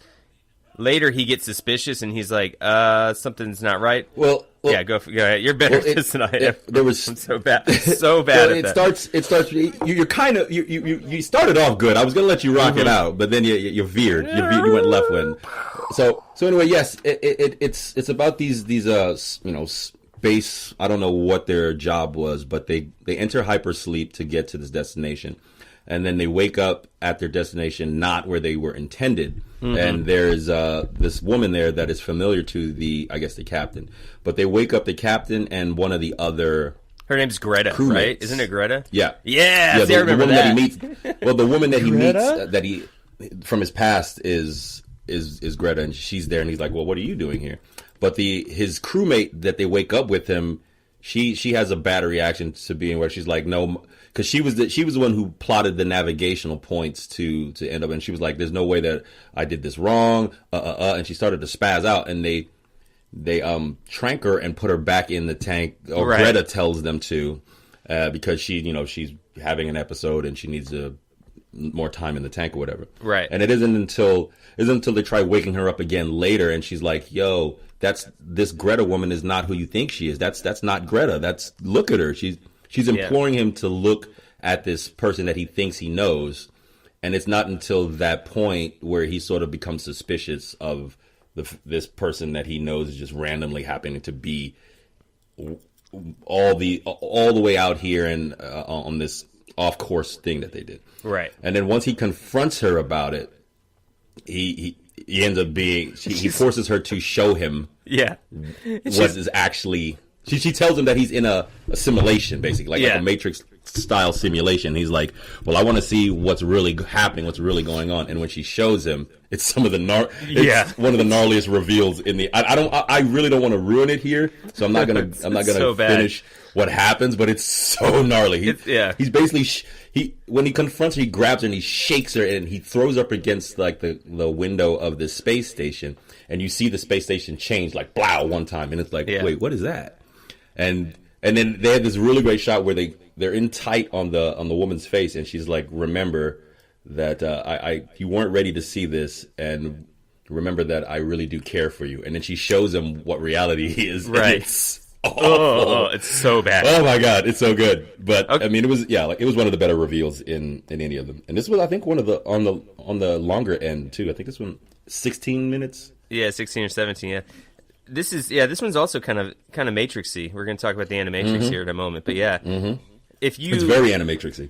Yeah, if you woke up and realized, oh god, I'm in like Spider Heaven or Spider Hell Land with this crazy thing, what would you want? Would you want to be put Kill back? yourself. No, I'd immediately try to, like, it was kind of reminiscent of that scene where I think it's in the first Matrix where they pull Neo out of the Matrix and he wakes up in the real world in that tank, and he bursts out of the tank and looks down and he looks at all the humans that they've kind of like gathered and contained. It has like one of those kind of moments in it where you're like, oh, that actually looked better than what this turned out to be. I think I would rather wake up. That was. I'm pretty sure that was infinitely better than waking up and being like, nope, just gonna kill myself. Wow, exactly. Nope, I'm but good. Then at the end, she puts him back into the simulation. I don't know. Oh, yes, that's right. That's right. She does put him back in the simulation. So he goes back. He's like, I'm good. Just take me back to sex lands. Do you think that's what he said? You think he willingly went back in, or he was just kind of like? I mean, at that point, he's the only survivor, so she can't necessarily kill off the one thing that she needs to survive. Yeah, and I guess the ships were accidentally coming to this point, and then she was just basically and she was. Yeah, she's the giant space spider. Yeah, space spider. A telepathic space spider. Yeah, we've all come across space spiders in our life. I mean, sometimes they're called your ex. One of my favorites is up next. I don't know if it's my absolute favorite, but Good Hunting. It was higher up there. It was higher up there as far as like my favorites. If I had to rank them, it'd be a hard 1-2 for that top slot between this and one of those earlier ones. In early 20th century China, a boy becomes friends with a shape-shifting Hulijing after his father kills the Hulijing's mother. Yeah, it was cool. The art style and sort of the history, like the Chinese culture that they wove into this like mechanized steampunk world was incredible. I like the passage of time. I love this art style. Yeah, the art style was great. I liked how it started with him as a boy and her as a young girl, and as a girl, and then you see them. It kind of was reminiscent to me of a little Ghost in the Shell like. Like it played so well in some of these anime tropes that like I found myself wanting this one to be full length. This is one of those I was like, they should have made this. This would easily be a great full length. Yeah, a lot of these were written by a guy named Philip Gillat. Gillat, huh? Yeah. That sounds Directed French. by, written by. Yeah, he wrote most of these actually. Or are they really? Like the scripts for the. Wow. Yeah, because a lot of them are based on stories. Like this one's based on a story by Ken Liu. But I think he did a lot of the adaptation, Philip Gillat. Let me go back here and see what other ones Joe Scalzi, The Day the Yogurt Took Over. Joe Scalzi also wrote the 3 Robot one at the beginning. Yeah. Oh, and also Alternate Histories, which is basically the filler episodes. Yeah, most of the fillers. Most of the fillers, but I think they were all kind of based on these, 2 to 3 page short stories of his. Yeah. Okay. All right. What's up next? Next one up, The Dump. Yeah, so this was the least liked. Well, I feel like this one was right in your wheelhouse based on all the shitting you do. That you would have been more up. Like literally the last 3 texts I got from you, I was like, "Hey, ready? Pooping almost. That was those, and then good to go. Those are the last 4 texts I received from you. So that's poop right there. I have a small window of happiness in my life each day, and it happens to come and it surrounds shortly before we just started recording. This was another one where I was like, hey, maybe the girls could watch this one, and then there's just full-on man-wang. Nope. There's like flaccid penis for like... Man-wang, flaccid man-wang, and then... Which I don't... And then, which is fine. Yeah, it's just that... I don't care, like, one way or the other. But... I felt like they had a bit of a quota. They're like, shit, we're supposed to put at least some kind of nudity in this, and we only have male characters. Well, I'll just put some wang in. Right here. Why doesn't he just pull up his pants? We need 45 seconds of man wang. Tim Miller demands it. Well, Tim Miller's the guy that did that Deadpool. Yeah. Did he do both Deadpools? No, just the first one, yeah. Which was the better of the two. I agree. So, a city inspector tries to convince Ugly Dave to move out of his house, which is located in a dump. However, Dave and his pet are not intent on doing so. Oh, hi. I hear somebody in there. Hi, I'm on the phone, darling. Can I have Cindy's iPad? Yeah, absolutely. Here. What, you hoarding all the iPads? Personal, I am hoarding all the iPads for the children. No! She's the cutest, dude. Like, my buddy's kids. Like they would give Penn and Daisy a run for cuteness of the year awards. Yeah, anything you want to say about The Dump, the least liked? I liked it. I was not... I liked it, too. I actually thought it was going to be worse than it ended up being. Like, as it started, I was like, okay. And then by the time we get to... Oh, there you are, Otto. Yeah. Like, I was like, oh, this is awesome. Yeah. Very cool. What did you think about the Uncanny Valley of shapeshifters, the next one? Two close friends in the Marines with supernatural powers. That was also one that I could have seen being a full-length movie, because it was... Yeah, or video really, game. really cool. Yeah. Right. Well, I was having a discussion earlier with my buddy's wife, Lena, and this was her favorite, and we kind of started talking about it today. She was like, I was like, well, why do you like it so much? She was like, well, I liked how, like, it was encased in, like, this story about, soldiers, but it also kind of reflected, like, the political aspect of what it means to be a soldier when, like, you're different and you still choose to fight and defend a country that doesn't care at all about you. Right. And I was like, yeah, that's basically every, black and brown soldier that post World War II, But it was still under this umbrella of, like, the supernatural. Which I don't know, heightened it for me, I think. Yeah. So the guy who wrote this one, or at least the short story or whatever the original subject matter was, also wrote The Lucky 13 about the pilot and the dropship. Yeah. You could tell those were similar, just art style and kind of storytelling. They both were about soldiers and, like, what it is to, like, be that under heavy duress and things like that. So it was those were two of my favorites as well. Yeah. It did kind of have, like, a, I don't know, predictable ending where he just walks off into the Afghanistan desert. They kind of... Which I actually was like, I didn't actually dig the ending. No, neither did I. That's what I'm saying. It's very predictable. Yeah. I was like, kill them all, kill everyone. I mean, I did like the merit that he has of being like, I'm no longer going to wear this leash and popping his dog tags. But I think that would have been enough to end it for me. I don't know if I needed then, like, the Butch Cassidy Sundance walk off into the sunset. Right. I guess those guys didn't actually walk. No, they did not. Murdered off. Literally the opposite of that. Freeze frame. Literally murdered off. Because we don't want to show them both getting blown away. Next up, we have a Helping Hand. This one got probably the most... I liked this one. Yeah, me too. It was gnarly. It got the most visceral reaction from me, that's for sure. I was like, it was so cool because I was like, I started to put together what was going to happen, but I was like, they're not going to actually show that, are they? Oh, they are going to show that. Yeah. So basically, an astronaut ends up getting stranded away from her ship. She's not too far away, and she needs to figure out how to get back. You're better at it. You do it. Well, what's dope is, like, she's on a spacewalk, right? A standard spacewalk. Everything's going right, and then they do this shot where you see this space debris on its trajectory getting to her, and you're like, oh, that's a tiny screw. That can't do very much. And then it impacts and shoots her off her tether or whatever, and she's basically floating away from the space station.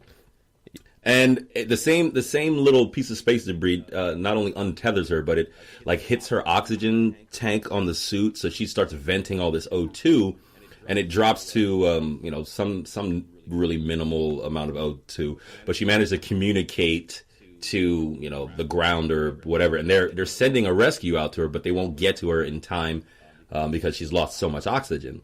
And then you see this character just resign herself to die, which I was like, all right, well, bummer. Don't do that.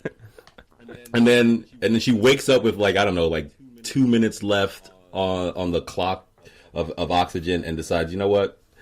I'm a scientist. I'm not going to go out this way. It's time to figure out how to save myself. And then it's basically 10 minutes of her figuring out how to do that in the most gnarly way possible. Super gnarl.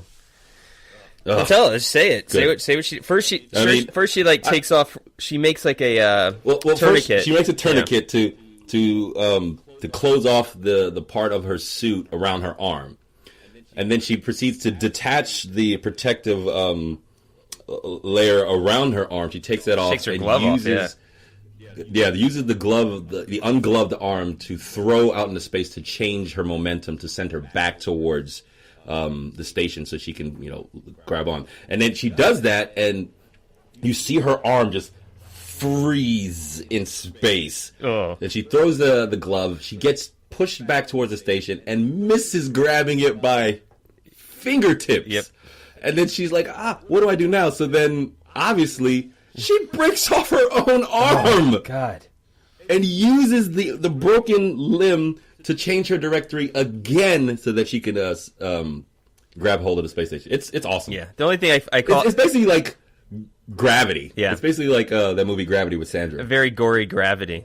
Honestly, that's like gnarly. The shit floating around the upper atmosphere in space that's caught in our orbit is a big issue. And what happens is, like, a little screw like that will slam into something else, and it'll shatter, and every one of those are like death traps. And that'll create astronauts. that'll create like other little there's ballistic missiles. Yeah, there's real talk that like that... at some point in the future it's going to be a major issue for trying like people, because it kind of like if keeps getting worse and worse. Flights are going to be a thing. They have to clean it up. Commercial space flights, they're definitely gonna have to clean it up. Like and commercial space flights are in our future, I think, in our lifetime. And so, like, if we have basically like a minefield of space debris, circling the planet, it's gonna be hard to make sense of sending people up for a day trip. Yeah, without cleaning some of that stuff up. Yeah. Okay, well, next up was one of my least favorite. Least favorites, yeah, mine too. Yeah, I think overall the least favorite. Not that I didn't think it was good.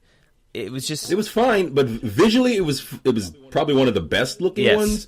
But story-wise, it was the most bland, blah, I could care less about these characters. I just realized the guy that wrote this one, the story for this one, also wrote the story for The Dump. The Dump was the least liked. This was the least one that we liked. Right. So his name's Joe Lansdale. So Anyway, so it's called Fish Night. Do better, Joe. Yeah, do better. Fish Night. Two salesmen get stuck in the desert and discover that the desert is not what it seems at night. And Well, it's basically like there's two salesmen that get stuck in the desert, but like one of them tells the other one, he's like, "Oh, isn't it crazy how all of this used to be a prehistoric ocean?" Like, it used to be, like, where they are in the desert, it was all covered in water at one point. And so you see them sort of go through the change of the day, and it's really it really is one of the most visually striking of these films. Totally beautiful. You see them sort of change day from, like, dusk or dawn till dusk, and then they start noticing... Well, he mentions... I'm missing a portion of this. Well, in that conversation about how this desert used to be an ocean, he's like, well, if human beings have ghosts and ghosts exist or whatever, wouldn't it be possible that animals also have ghosts that haunt a specific place? And then what they end up seeing is basically Ghost on Parade. Like the animals that lived in this ocean come out at night as these ghosts, and they get one of the salesmen wrapped up in it, and he joins them as a spirit. And in the interim, gets eaten by a ghost shark. Yeah. It's that whole thing where, like, you got two characters, and one of them is, like, clearly he can tell that this is dangerous, and the other character is just oblivious to the danger. He's like, it's gonna be amazing. Right. He's like, I don't know, man, don't go too far out. Blah, blah, don't do that. And he's like, I want to swim with them. And then you see him basically he gets nude. So man peeing again. Yeah, man peeing again, exactly. You know what? I'm all for it. Show more dick. Show as much dick as possible. Because then maybe they'll at least be brave enough to just show some. Yeah, books. actually, there was Dick back in Good Hunting as well. Remember the I'm trying to think what other had peen in it. Shapeshifters. Yeah. Shapeshifters. He hunts those guys down in the nude. Yeah. Oh, that's right. Yeah, Shapeshifters. The Dump. And I think there was I think literally almost all of them except for like Sucker of Souls, Suits, and like those filler episodes. And those ones had boobs in them, just to make sure. Yeah, that's true. Yes. Yeah. I really liked Lucky 13. The pilot recalls her mission aboard the dropship Lucky 13. Yeah. That one is cool. It's just a really that one also felt like it could have been a video game. Yeah. Definitely. And I think definitely it really is an interesting thing because it really is the story of the AI on the ship, but the AI doesn't have a voice. So you get this narration from the pilot about this ship, but it really is the ship's story. Yeah. If that makes sense. Am I making sense? No, absolutely. That? Yeah. Like it's the ship's story because you follow the life of the ship. Right. And yeah. From like losing, you follow the life of the ship from losing 2 crews. Like the ship is the only thing that survived, which is a rare thing. It's a rare thing where like the ship will survive and all of its crew will perish, and that happened to this particular ship twice before this most recent pilot took over. And then that pilot sort of narrates the life and existence of the ship over the course of like 20 missions or something that they've 20 successful missions until the last mission, which is until the 21st successful. One. Yeah. And then in that 21st mission, the ship makes the ship's AI makes a conscious decision to destroy itself to save its pilot and its crew. Yeah. It was pretty epic. It's an example of good AI doing the right things. Yeah. Which I mean, there's an Alexa in this house, and I don't say too much in front of it. I actually call it Skynet. Yeah. You know what I got recently? Sidebar. I got those lights that you can screw in, and then you can download. Yeah. Daisy told me. Yeah, and so you have She's this. Like, we got these new lights. Yeah, this app on your phone, and you can change color on it. Yeah, you can change in any color in the spectrum. Which the reason I got them. Yeah, the reason I got them is because we had this dimmer, but the dimmer would not get dark enough, really. And really, actually, it would, but it would create this like buzz because what you're doing is you're really lowering the electricity that's going to the lights, and so it would create this kind of like buzz. And so I just got sick of that and bought these electric bulbs that connect wirelessly through your app and your phone. Laurel hates it. I love it. I'll come home early from work and she'll be sitting on the couch and I won't quite enter yet, and I'll change the lights to like death red. All right, I think there's so many possibilities for messing with. I'll show them when you come back. You'll love them. But there's also, there's also a way that you can connect them. It's harder to do with your PS4. You have to basically remote run your PS4 through your computer. But for Xbox, you can connect basically your Xbox to the app on your phone, and the lights will change with the video game you're playing. Really? Yeah. That's actually pretty cool. So I had it earlier connected to my computer, and I was like watching a movie, and they were flashing different colors depending on what the lights on the screen was, which was actually crazy distracting, but interesting. I was kind of disappointed that it wasn't going to work with my PS4, and then I saw it and I was like, it's fine. That would be annoying as hell. I'm not missing anything. No. I would. Yeah. I don't have enough MDMA. Exactly. To take that would make that work. Exactly. The next one, Zima Blue. Zima Blue. This one was up there for me. I like this was my favorite. I think because of the In hindsight, this was my favorite. This one I dug because the voice actor, the same voice actor that played Zima Blue in this, definitely did some a bunch of voice work in the Animatrix. Yes. Yeah. And I want to say specifically. The one episode in the Animatrix called World Record. Yeah, he plays that one was one of my favorites from the Animatrix, and I think it's the same voice actor that plays Zima Blue in this one. And even the art style was sort of reminiscent of World Record. Yeah. So it was up there for me, and it was also one of those that by the time you get to the end and the reveal happens, you're like, oh wow. That went left. Yeah, I don't really want to give away the reveal, but I loved the idea of this world-famous universe famous artist, and watching his career progress from paintings of like the universe to bigger paintings of the universe to just giant paintings of blue. Yes, of this particular color shade of blue. Like imagine if you're listening, and you haven't seen this, imagine there's like a world and an artist paints a gigantic structure that creates the entire side of your world this blue color. It's like it's mind-boggling and just like awesome. Or being able to look up into the cosmos, because at one point he becomes universally famous, so he starts painting asteroids. Yeah, this cool. color blue. So cool. I mean, just conceptually, it was one of the more brilliant ones. So it was written by the same guy who wrote Beyond the Aquila Rift. Alistair Reynolds. Okay. So those two are linked. Well, they definitely did that space aspect of it. They sewed up really well. Yeah. This was up there for me too. Blind Spot comes next. A cyborg crew attempts to rob a convoy. This one was all right. This one, it was fine. It felt. I liked the art style. I wasn't too crazy about the story. Mm-hmm. It was actually on what. I think maybe if it had been longer, I would have been more inclined to put it higher on my list of favorites, because I like the animation style. It was kind of reminiscent of Borderlands. I don't know if you ever played that shooter. It had that kind of feel to it, but it was only 8 minutes long, so I feel like it suffered from tropism. Like it just it felt like part of a story. There was nothing really at stake. Yeah. There was nothing at stake because we didn't establish the characters enough to have anything at stake. It was just basically a short, 10-minute heist film, but you don't... 8. It didn't even make 10 minutes. It was 8. So, but do you care because you don't care about the characters? It was interesting. Visually, it was cool. It visually was cool, but I was like, exactly what you said. It feels like a little piece of a much larger story. And I don't know if it would have... Like I said, I think if it was maybe, another 10 minutes, if it was like one of the longer ones, like an 18-minute one, I think I would have been more inclined to have placed it higher on like my list of favorites. I'm pretty sure this is the only one that Tim Miller wrote.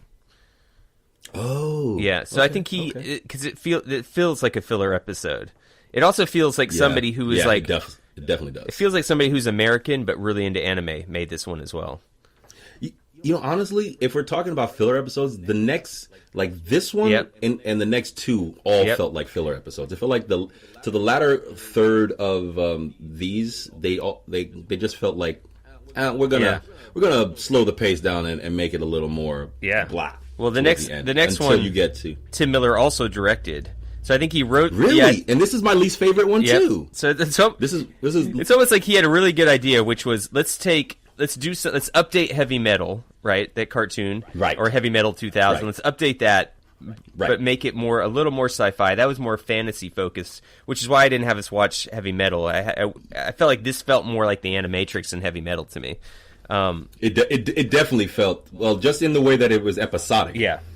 In its nature, like all these little episodes, and they were all animated, and they were all animated differently. Yeah. But it's interesting that Tim Miller's kind of the worst part of this whole thing. Right. At least the ones that he has the most creative control over. Maybe I absolutely did not like Ice Age, and I think it was. I think the concept was fine. I think it was just poorly acted, poorly directed. I agree. It's almost like they shot one thing and then they made a bunch of changes after that, but they couldn't get the actors back to reshoot some of the lines because some of it just didn't fit. I like the concept. A couple who just moved into the apartment finds a civilization inside an antique refrigerator. And then you watch that civilization basically evolve. Progress to, evolve to like its most finite point where they destroy themselves and then the whole thing starts over again. Yeah. And then the following one, Alternate Histories. This is another John Scalzi. It's just, I bet it's just like another, just like it says, it's probably just like a 2-page sort of like short story. It's called Multiversity, an alternate history research simulation app. It shows the viewer the death. One of the ones I liked. Yeah, it shows the viewer the death of Adolf Hitler in 6 different timelines on their welcome demo. So the idea is like it's like a video game. You could play it and you could say, I want to see what happens if Hitler is killed before he ends up doing all the bad shit he does, and it shows you 6 different timelines about what would happen. but I had issues with it. I honestly, oh really? Speak on it. Well, because this was one of the few filler episodes that I actually liked and could have seen like a whole other season of just alternate histories done this way. Yeah. Well, I liked it, but it's like, okay, so we found all these different ways to kill Hitler when he's a little boy instead of growing up. But then they would insert things like, but then squids came down, or then an asteroid hits him, and I'm like, but that's okay, not. The first couple ways that Hitler dies, you could actually see it happening that way, and like the history changing based on it. And then they get weird. Then they get sort of comical, like he gets hit by a machine that shoots jelly. Yes. And then Hitler from the future comes back to save Hitler from the past, wiping out like. Okay, you know what? It starts like something legitimate, and then it goes tongue in cheek real quickly. Exactly. But I could have watched another 6 versions of the death of Hitler. Sure, but what I want to see some actual histories that could have happened, as opposed to he's killed by a gigantic thing of Jell-O. You know what I mean? It's like one or a meteorite that lands straight on his head. Yeah, like where does the meteorite come from? Why is that suddenly a part of this alternate history? I don't know. Right. It got too silly, and I was like, I wanted to see more. You wanted it more serious. Yeah, I just wanted to see more things that could actually have happened. Like if we didn't kill Hitler, it was if we killed Hitler here, then something even worse would have happened 100 years later. I don't know. Whatever. It just had lots potential. I think so. There were six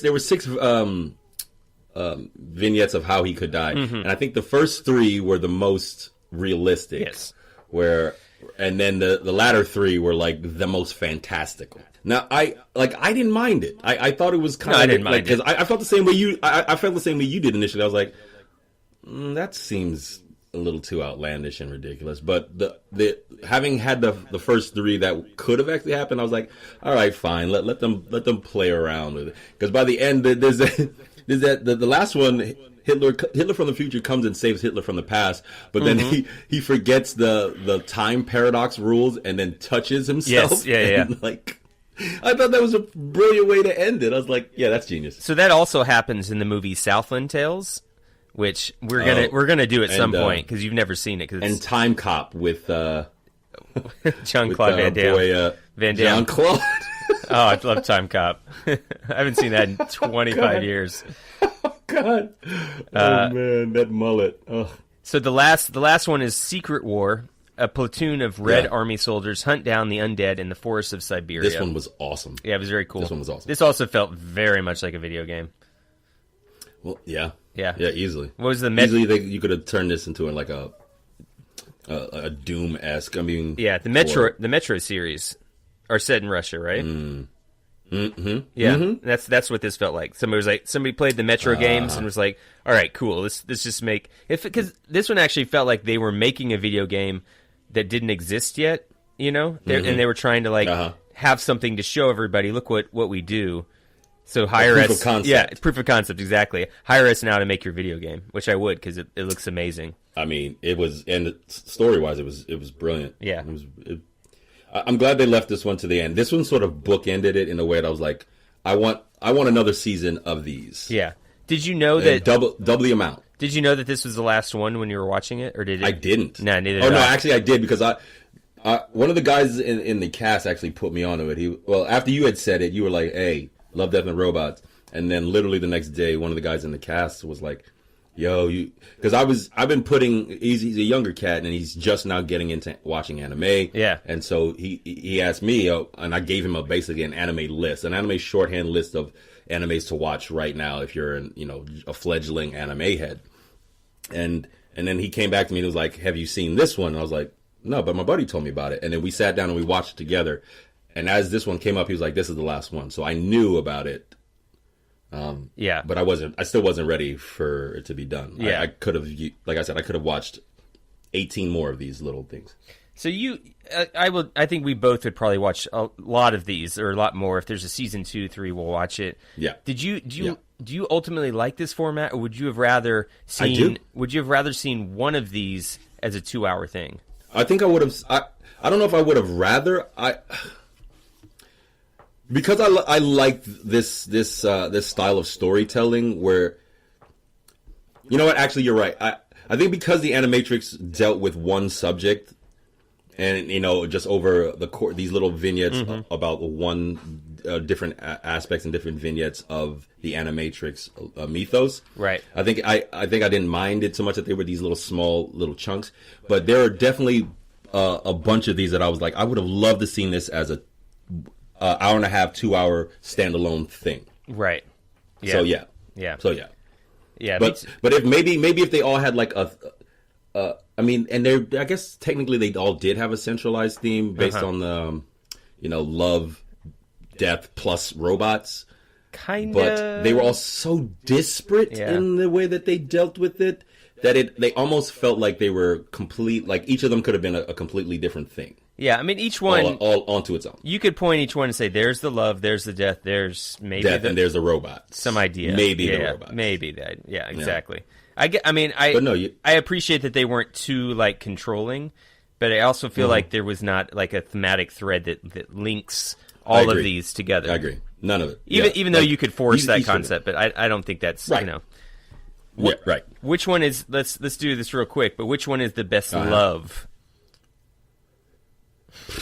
The best love, as in like my own, like the one that I love the best. No. Well, whatever it means to you, but there's like if we're gonna give an award for the best love, and we're gonna do one for death, and we're gonna do one for robots. Oh, you know what I mean? I see. Okay, the best love I think has to go to.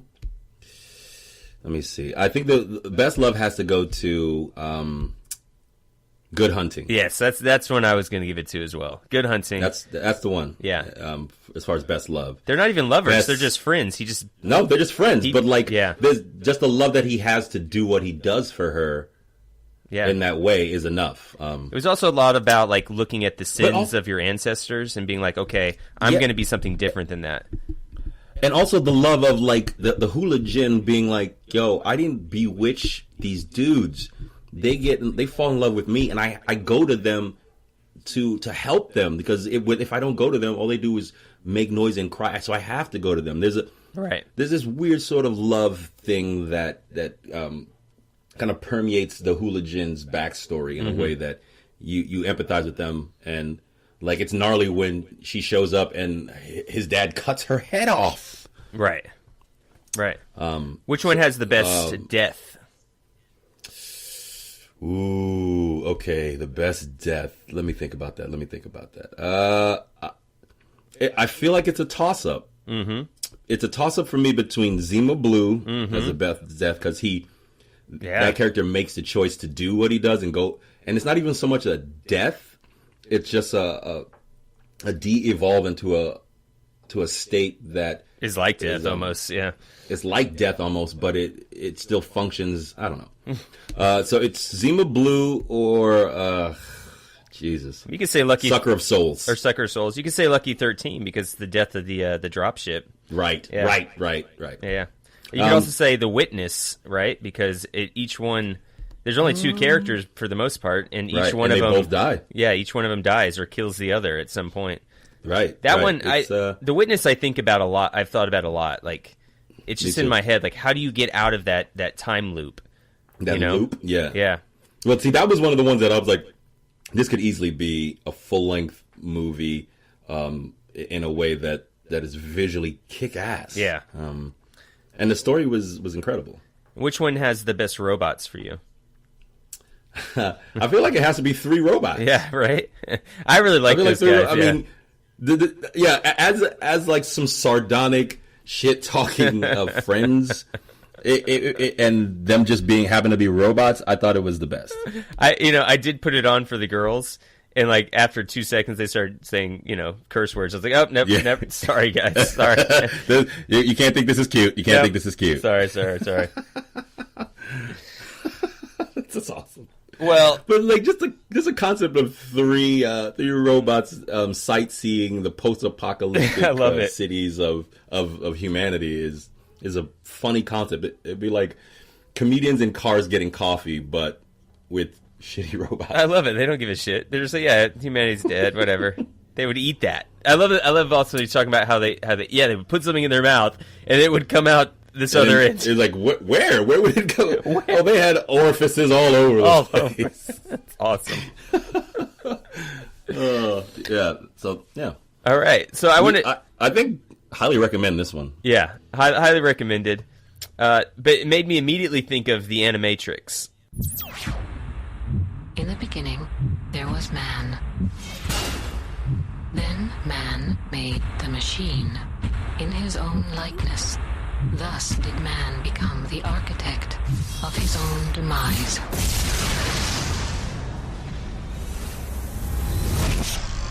Coming this June on DVD and video from the creators of the Matrix trilogy. What is the Animatrix? We know the truth now. Experience the extraordinary fusion of CG animation and Japanese anime in a groundbreaking collection of 9 animated stories from 7 visionary directors that takes the world of the Matrix to its unimaginable limits. I'm going back to the Matrix, and I want you to come with me. And I hadn't seen the Animatrix in about 10 years, and I wanted in a while. Yeah, in a while, and I wanted to go back and watch Still it. Holds up. Yeah, to me, the Animatrix is because it came out before Matrix Reloaded, so there was all this hype after the. It was between the first and the second movies, and what it did, it was sort of like the linchpin for a lot of the histories, because in like the second and third episodes of the Animatrix, they tell you how humanity got to the point where we were battered. Yes, like that's this. It tells the story of how we get to the first Matrix movie, basically. Yes, the second Renaissance Part 1 and the second Renaissance Part 2. And second Renaissance Part 2. Yeah. Which were brilliant, brilliantly animated and storytelling. It was great. Yeah. The one right before that, though, is the final flight of the Osiris. Yeah. And what that one was, it was actually a direct tie-in to the first movie, because the Osiris was the human ship that brings the information to Zion about the machines digging down to Zion. Right. So if you go back and watch that first Matrix movie, like as they're watching the video of the machines on the surface, they actually reference like this was from the last something of the Osiris. They actually say the name of this ship that the story of the first episode of the Animatrix is based on. So it really ties the movie and the Animatrix together right at the jump. Yeah. How did that and then it proceeds to how did that CGI hold up for you? I mean, you could tell that it's early stage. It's not as good as what we see in Love, Death Plus Robots. No. You could definitely tell it was like the precursor, like the grandfather to what the technology that we have doing now. 15 years earlier. Right. That one also. I mean, it's good. This is like the prologue to the video game Enter the Matrix. I don't know if you ever played that game. Yes. Yeah. Yes, I did. I played a lot of it. It was awesome. Yeah. It was also like, because there was all this hype coming out of the Matrix leading into the second movie, and then this comes out first, and this kind of blew me away at the time. And because it was incredible, and it pushed the hype even higher for me, because there were go ahead. There were just so many ideas that I had after the first Matrix about where it could go, and we had no clue. And then we got this, and then we got that video game, and it in a way it kind of like ruined the second and third Matrix movie for me, because it pushed my expectations so high.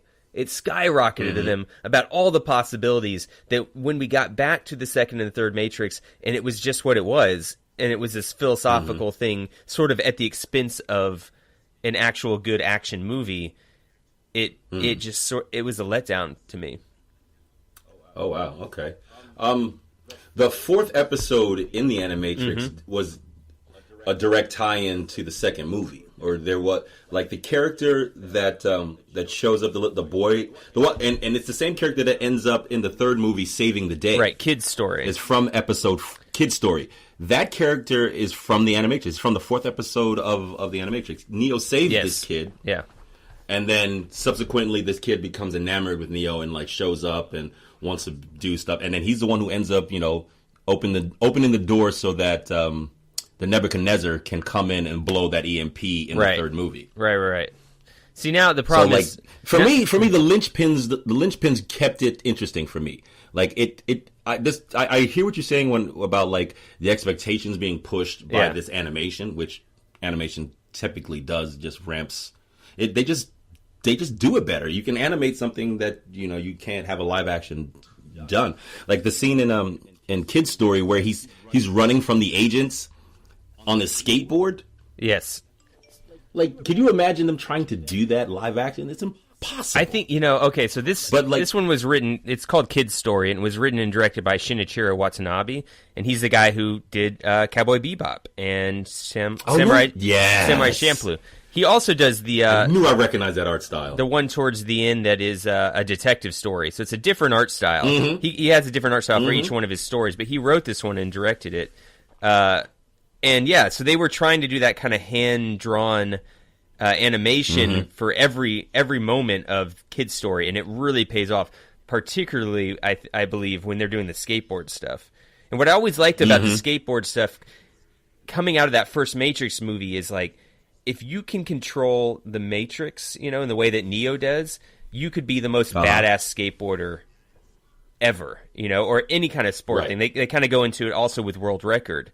So I liked that there were people within the Matrix that were accessing or figuring out the Matrix through sports, and skateboarding is a sport. Well, what was dope about it is that like Neo isn't the only person in the Matrix that has the ability to bend the rules of the Matrix. Because even at the end of Kid's Story, where he wakes up in the real world and he's thanking Neo for saving him, and then you hear, I don't know if it was actually Keanu who voiced it. It sounds like Keanu who voiced it.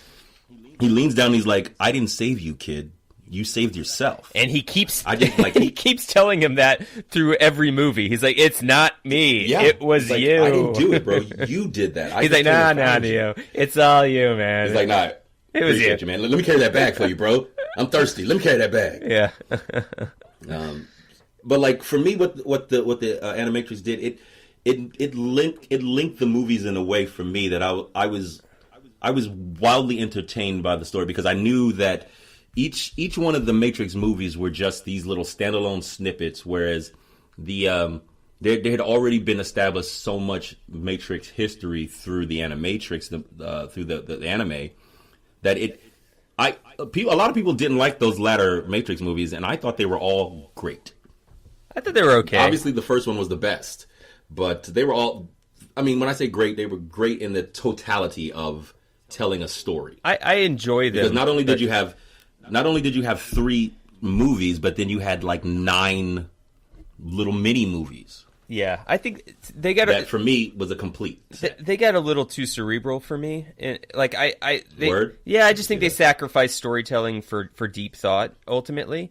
But the Animatrix, I felt like that was some of these stories was where the main focus, like that kind of like hyper focus, is what I wanted with a second and third movie. Which is not to say that I haven't seen both the second and third Matrix quite a few times. I just it ultimately they felt like a disappointment to me coming from this movie, The Animatrix. So the guy who did Program, the next one that's on our list, he also did Ninja Scroll. Yeah, you could tell by that art style. Yeah, that was Yoshiaki Kawajiri. He did Ninja Scroll, Demon City, Wicked City, and Vampire Hunter D. Yeah. Oh, word? Yeah. That's good pedigree. Yeah, that's so great pedigree. Yeah, and that was a very simple concept. I think Program and World Record were my 2 favorites. Yeah. I mean, obviously, Second Renaissance 1 and 2 are up there as well. Yeah, so Yoshiaki, he wrote both of those. Yeah, and he had a different director for World Record. The guy who did World Record, he also did Lupin the Third. He did the anime Red Line. Awesome. He did all of the Marvel anime, like the 2010 Iron Man. Really? Yeah. And he did like the Iron Man and Wolverine and X-Men. And he also did that's awesome. Afro Samurai. That's awesome. Yeah. So that's cool. So really great pedigree on a lot of these episodes of the Animatrix. Right. And I always liked the concept of World Record, that somebody could escape the Matrix from just simply being so good at something, but not realizing thing. that the world is not that right around them. Just being so good at that. I love that concept. Yeah, the last scene in that was like the last couple of shots of him like rising up out of the chair. Yeah. And sit down. And you see the shot of his hands. Sit down. And he says, free. Yeah. That's the last thing, and then he falls. So awesome. So, the next one, Beyond, is maybe my favorite. Beyond. And so it's about the girl who goes looking for her cat. Oh, yeah. This was actually one of my least favorites. Yeah. I liked it conceptually, but Yeah. I don't know why. I think it's more tonal. It doesn't try to answer any questions. I really liked the concept of there being these kind of glitches in the Matrix and people finding them, but not really understanding, oh, this is a glitch in the Matrix. Why? Right. It just being this wrapped around this idea that, oh, this is kind of a haunted house. But yeah, or like this is a weird place where reality doesn't work right. Yeah. Interesting. Very, very interesting. The next one is a detective story. This is the other Shinichiro Watanabe. This was actually one of my favorites too. Yeah. It doesn't really tell anything new. It's just a detective that goes looking for Trinity. It's a detective story. Yeah, he finds her. Right. What I don't understand is, why did she shoot him? Because you remember how like if an agent could take over a person, any person in the Matrix, I feel like she shot him because if she didn't, he would have been able to give them information about her. Right. Okay. Yeah, that makes sense. So then she escapes, and he dies. Yeah, pretty badly. But I like I love anything with a detective story attached to it. I like detective stories. I love the noir aspect of it, like the whole thing being in black and white. And then I love the fact that it was Carrie Ann Moss's Trinity. That was the sort of a figure that we had already seen and knew in the Matrix and established, being in this kind of this other standalone story that had nothing to do with Neo. You could tell it was like prior to possibly meeting Neo, right? Like one of those adventures. Like you remember in that first movie where she's trying to get out of the Matrix and she's running from the agents. Oh, the best part. It was like probably one of these kind of missions. Yeah. That was that scene where, particularly the moment where she jumps off the building through the window, through the window, roll down the stairs, and then manages to get her guns out. Yeah, as she hits the bottom. And something about her line, "Get up, Trinity!" Like she's trying to get up, Trinity. She's telling herself to get up and keep going. That sealed the entire Matrix trilogy for me in a nutshell. After I saw that, and I don't know why, it locked me in. I was like, no matter where this goes, I will go with it. The very last one is called Matriculated. Matriculated, yeah. And so it's directed by Peter Chung. This is the guy who did Aeon Flux. Oh, okay, that makes sense. Yeah, this is one of the. This is definitely the weirder. I think the weirdest. Yeah, which makes sense because the Aeon Flux one of the more visually brilliant. Yeah. Oh, really, really visually pretty. It's basically about a group that is capturing. They're in the Matrix. Sentinels. They're outside of the Matrix, and they're capturing these robots, and they're turning them to help. Turning them to help humans. And then And then this one particular, they catch a Sentinel at the top of it, reprogram it to make it become their friend, and at the end of it, when they in the real world, when the actual Sentinels show up and catch them at this base, this Sentinel chooses to save the one human that like it falls in love with this human and then saves her and puts her back into the Matrix. And when she and then when she finds out that all of her friends have died in the real world and this machine has now trapped her in the Matrix with it, she kills herself in the Matrix. Yeah, it's gnarly. It's gnarly. And it's kind of a downer to end. It's such a downer. On. You were like, oh god, all right, let me go watch this other movie. It's such a downer. Yikes. Yikes. I had a general question that what I write down here? I had a thought that all these people who end up waking up from the Matrix, I realize that they're much more like you than they are like me. Like none of them like Neo or like the kid or like they never talk about somebody becoming aware of the Matrix and getting out of the Matrix who also has a family within the Matrix. Does that make sense? I think so. Yeah. Because if Morpheus came to me with like a red pill or the blue pill, you'd be like, "Yo, man, I got two kids to feed in here, bro. Yeah, I'm taking the other pill." You know. But then wouldn't he be able to argue that's not your actual family? Those aren't actually your kids. Those are just memories that we have programmed into the simulation to make you believe that these are your projects. But does it matter? You know. I guess. I mean, that's honestly the cerebral part of these movies. Like that whole scene with Cypher. What's his face? Joe Pantaleone, is that his name? Yeah, Joe Pants. Joey Pants. Joey Pants. Like that whole scene where he's like, I know this steak isn't real. I know when I put it in my mouth, the Matrix is telling me that it's savory and blah, blah, blah, blah, blah. And he eats it and he's like, but I just don't care. I agree. You know? I agree. If I had two kids, I'd be like, I just don't care. I will never be able to psychologically... Because they actually do exist. That's the thing. It's not the steak doesn't exist, but the kids do exist. Yeah, the kids do exist, but they're not yours. See, this would be my. I'm gonna write some Matrix fan fiction. Yo, please do, 15 man. years later, which is about a family guy. It still holds up. This is a family man. So I mean, what is it? So what does this say about me? Because I feel like I'm of the vein of being like, yo, was it the take the blue pill, you wake up in your bed? I'd be like, yo, give me this red pill real fast, bro. Get me up out of here.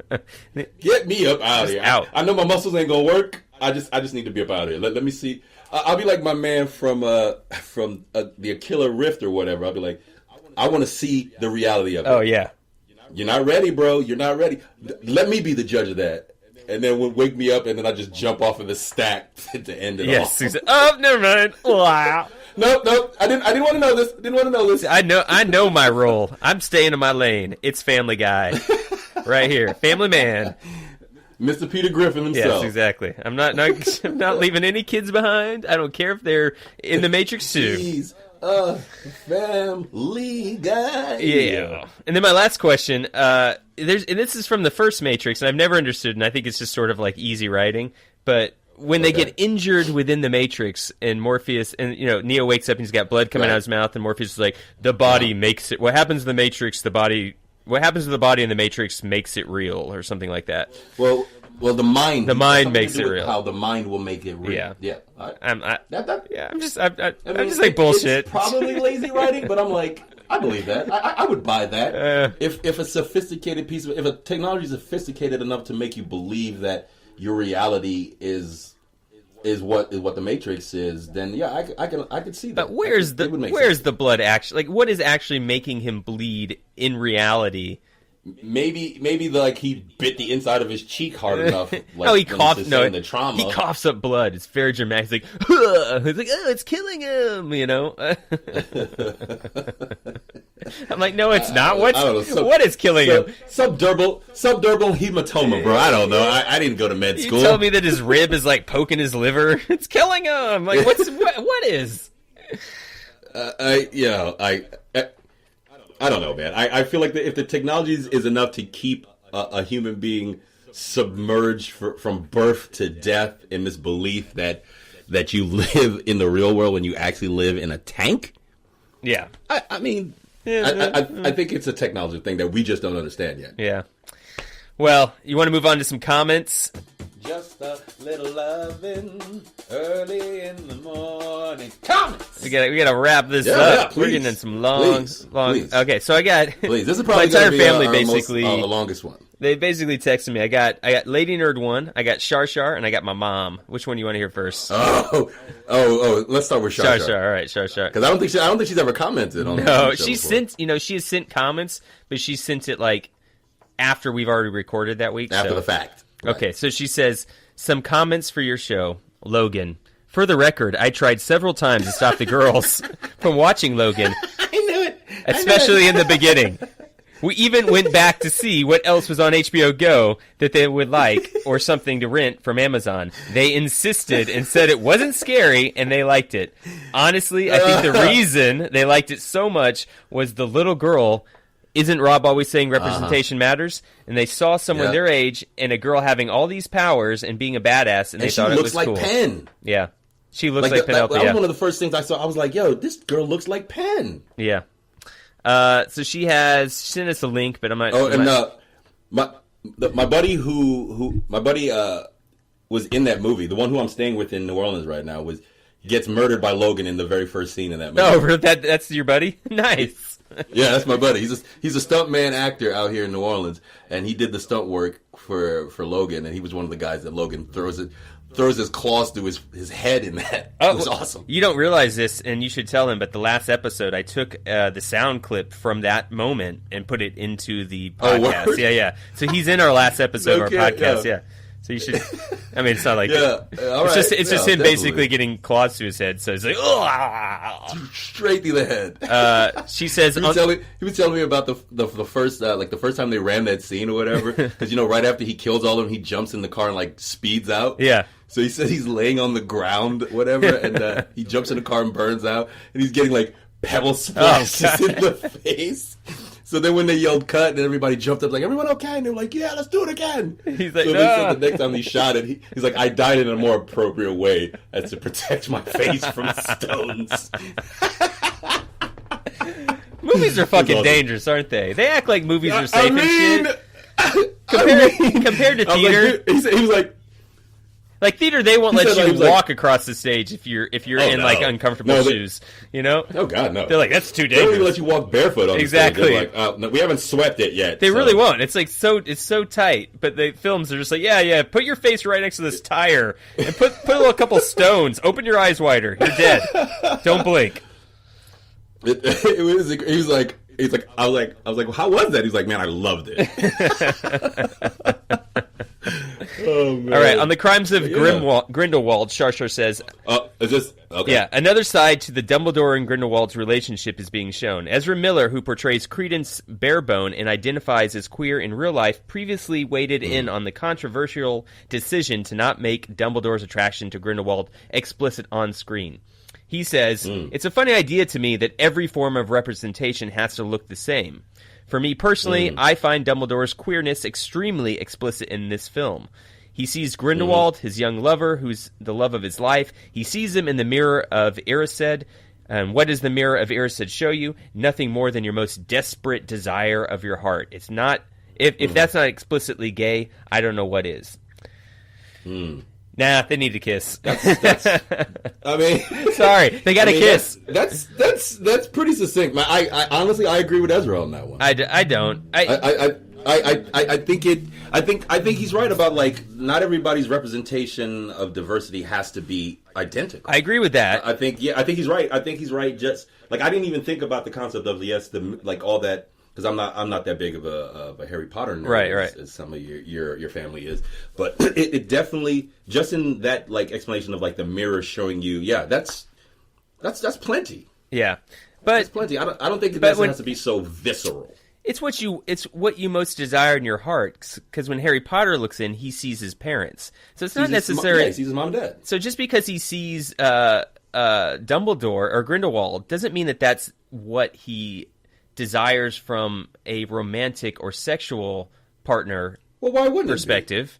It's not that it's not. It's love. That's what they intend. But I'm just saying it's still not the answer of. It's still not of seeing them physically do it. It's not the form of representation that I think is strong enough, given the history of how J.K. Rowling has come out and just kind of thrown it out there that Dumbledore's queer or gay. You know, so I don't know. I'm just saying they should commit.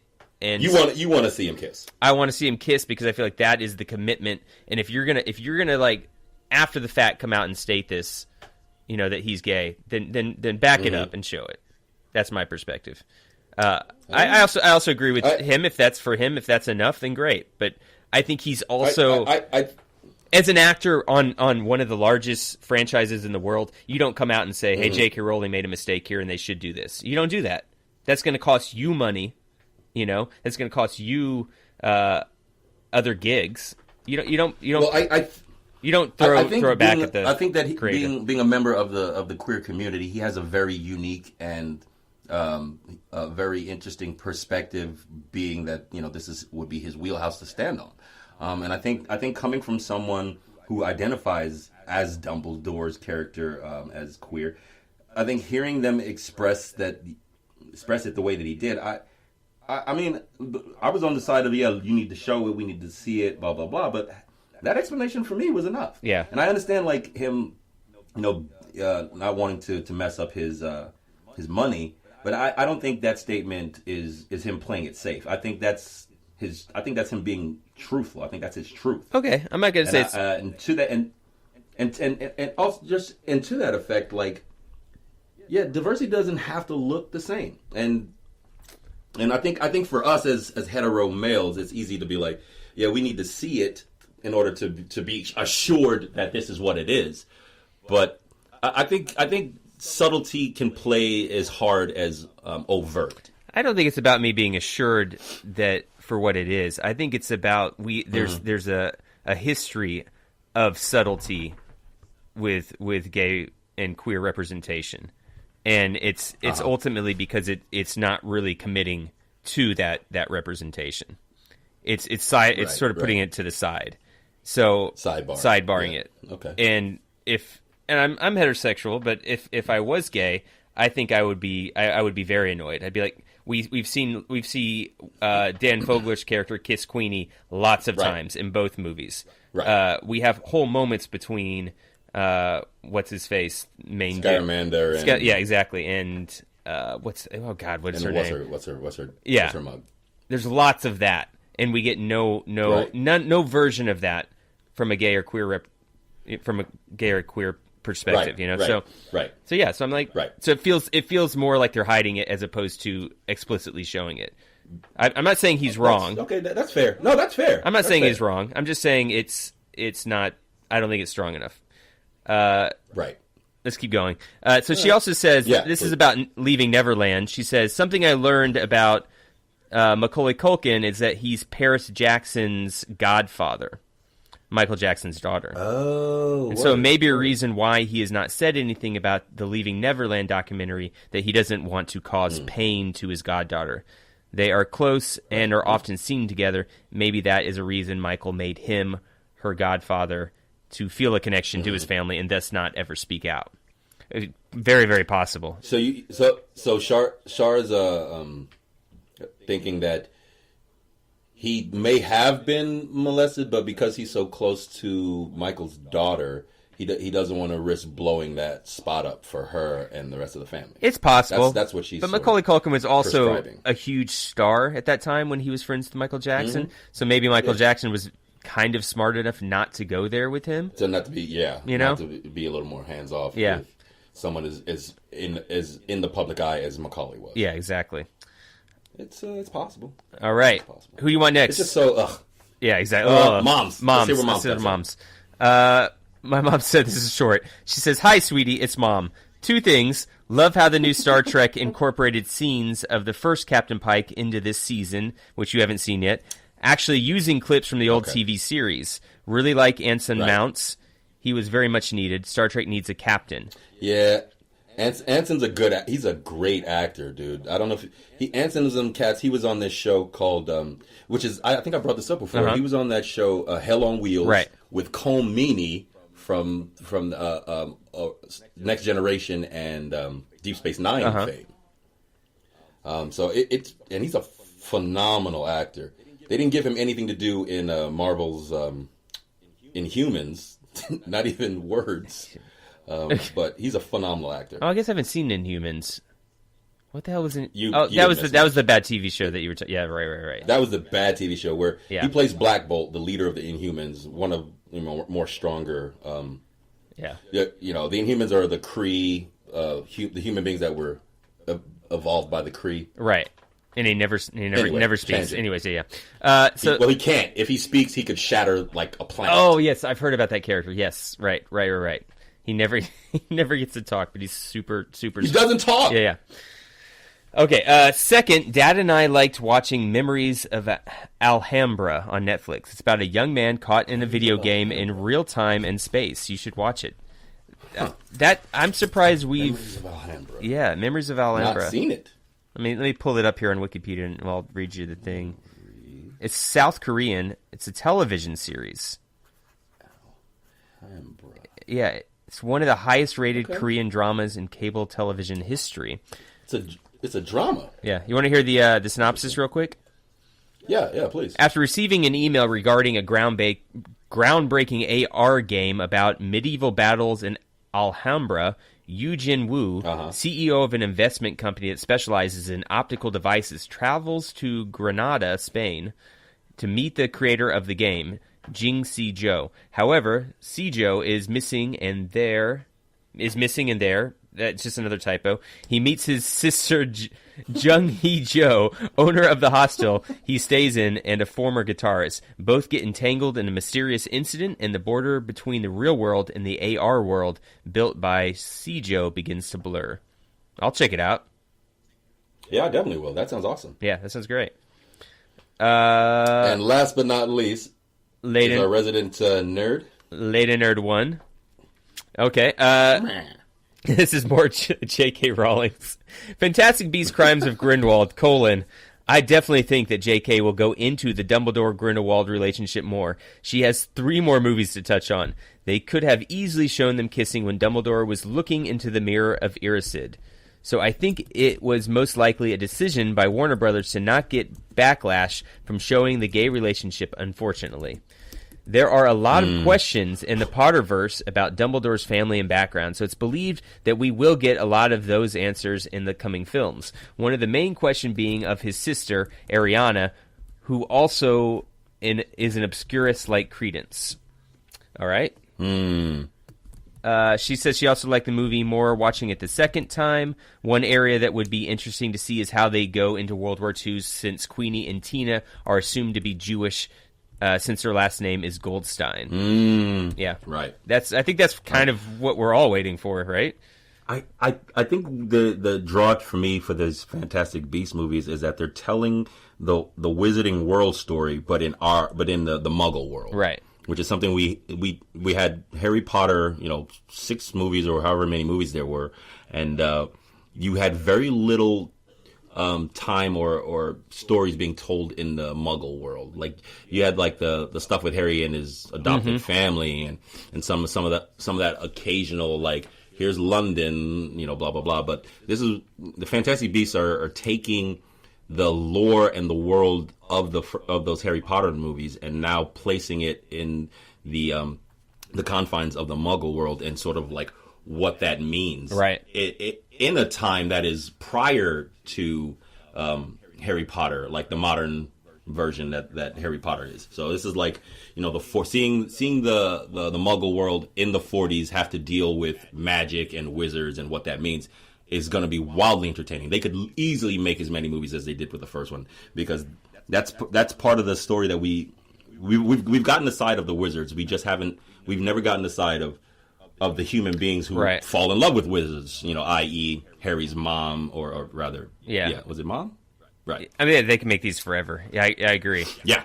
And I'll probably see them all. I'm gung ho for them. Yeah. I'm gung ho for them. Like I'm more interested in these versions, these stories because one, they start adult, and you don't have to warm up into them. There's no like, I got to watch him go from being an 8-year-old and all the way up till about the time those movies got entertaining only for me right about the time they got I told you my favorite one. We reviewed it here last. Right. As soon as they, I'm gung ho for these movies now. Right. Having, and I think it's true about the rewatching because I didn't like either of them on the first viewing. It was after like a second and third viewing, I kind of leaned into it a little more. These are kind of spectacular in what they're forming. I just don't want them to get too convoluted, like. Which can easily happen. Which can easily happen because they're also introducing new magic. Yeah, I don't mind the magic in it. I mean, I didn't read the books, so maybe it's not new magic. I think they do need to sort of set up what the general rules are because it kind of feels like the rules are a bit cloudy. How can you jump from here to there? How can you that kind of stuff? But I don't want it to get too convoluted with this is my sister's brother's cousin and he is also part of the, and it's already kind of going down that territory, but it doesn't need to do that. Like, just show us a story with wizards in the Muggle world during World War II. That's it. That's all you got to do. Right. You know what I mean? Dumbledore's there. I don't need it to be like some secret reveal or twist that shows me that Dumbledore was blah blah blah blah blah. You know. Anyway, so she got one Captain Marvel quote here, or not quote, comment. Okay. Captain Marvel, not as good as Wonder Woman, but I did like it. I did feel it was obvious that Jude Law's character was bad and couldn't be trusted from the beginning. From the jump. Yeah. So they probably should have written more into the script to make you trust him. I also disagree with Bo and like the pro-woman scenes they showed. It was released on International Women's Day, which was brilliant marketing. I know for me, I've never really gotten into comic book movies other than the X-Men. Was it because that they didn't have women in lead roles? I think maybe subconsciously that was a factor, but now that Wonder Woman has come out, I've seen a lot more comic book movies in theaters, and the feminist in me can appreciate finally seeing women kick butt in comic book movies too. Yeah, that's interesting, because I actually went down the rabbit hole a little bit with Captain Marvel this week. Just surrounding, the fact that Monica Rambeau, not only was she the first African-American Captain Marvel, but she was also the first African-American leader of the X-Men. She was the first black woman on the X-Men. Oh. Which completely... Yeah, not X-Men, excuse me, the Avengers. Oh, okay, there you go. She was the leader she was the first black leader of the Avengers, and she was the first black woman on the Avengers team as Ms. Marvel. So it was interesting that Marvel chose to make Carol Danvers the white version of her, sort of like their flagship, when they could have easily taken Monica Rambeau, her character, and done the exact same thing. Because Marvel has been on this diversity push in the comic books for so long. Like in the comic book world right now, they have a Muslim Ms. Marvel, and like. Which my sister, Korean Hulk. Yeah. Oh, really? Oh, that's cool. The Hulk is I forget the title of the book, like the brand new awesome Hulk or something like that. But yeah, he's Korean, and like they did this thing for the diversity push, but then they made the choice to make Captain Marvel like it's because they have to do a Captain Marvel book every year or something, or they lose the rights to Captain Marvel, because the name Captain Marvel is actually from a DC character, Shazam, which we'll see soon. But like, yeah, it's just like I went down the rabbit hole of it because like the Captain Marvel is actually Shazam. That character originally was called Captain Marvel, but there was some to do when Marvel was that when DC was when comic books were sort of fledgling and they lost the rights somehow, and then when Marvel changed their name, Marvel went from used to be this one company, then it was like Atlas Comics, and then it became Marvel. And then once it became Marvel, they were like, well, we need to do a book that sort of like solidly sews its name up. So they got the name, and they had to fight DC over it in court. It was some like litigation thing. Wow. But as it turns out, they own the rights to the name Captain Marvel as long as they keep producing a book titled Captain Marvel. Okay. It's gnarly. It's gnarly. But yeah, I can see I was interested, but I was like, oh man. Yeah, they had the opportunity to put a strong person of color female in the role, and they didn't. Right. Yeah. And they didn't, which was interesting. I would say probably linked to Black Panther. Mm-hmm. Yeah. Mm-hmm. It's unfortunate, or maybe it's just business that they have to sit down and they have to consider all these different things, and talk themselves into corners and out of corners based on the race of characters, because I could just see them sitting there. Okay, who's going to live after Endgame, and who, and what is that? What is the makeup of those characters going to look like? And they probably someone was probably like, oh, you know what? We just had Black Panther come out, so we did that representation. So let's back off a little, and Which seems kind of counterproductive.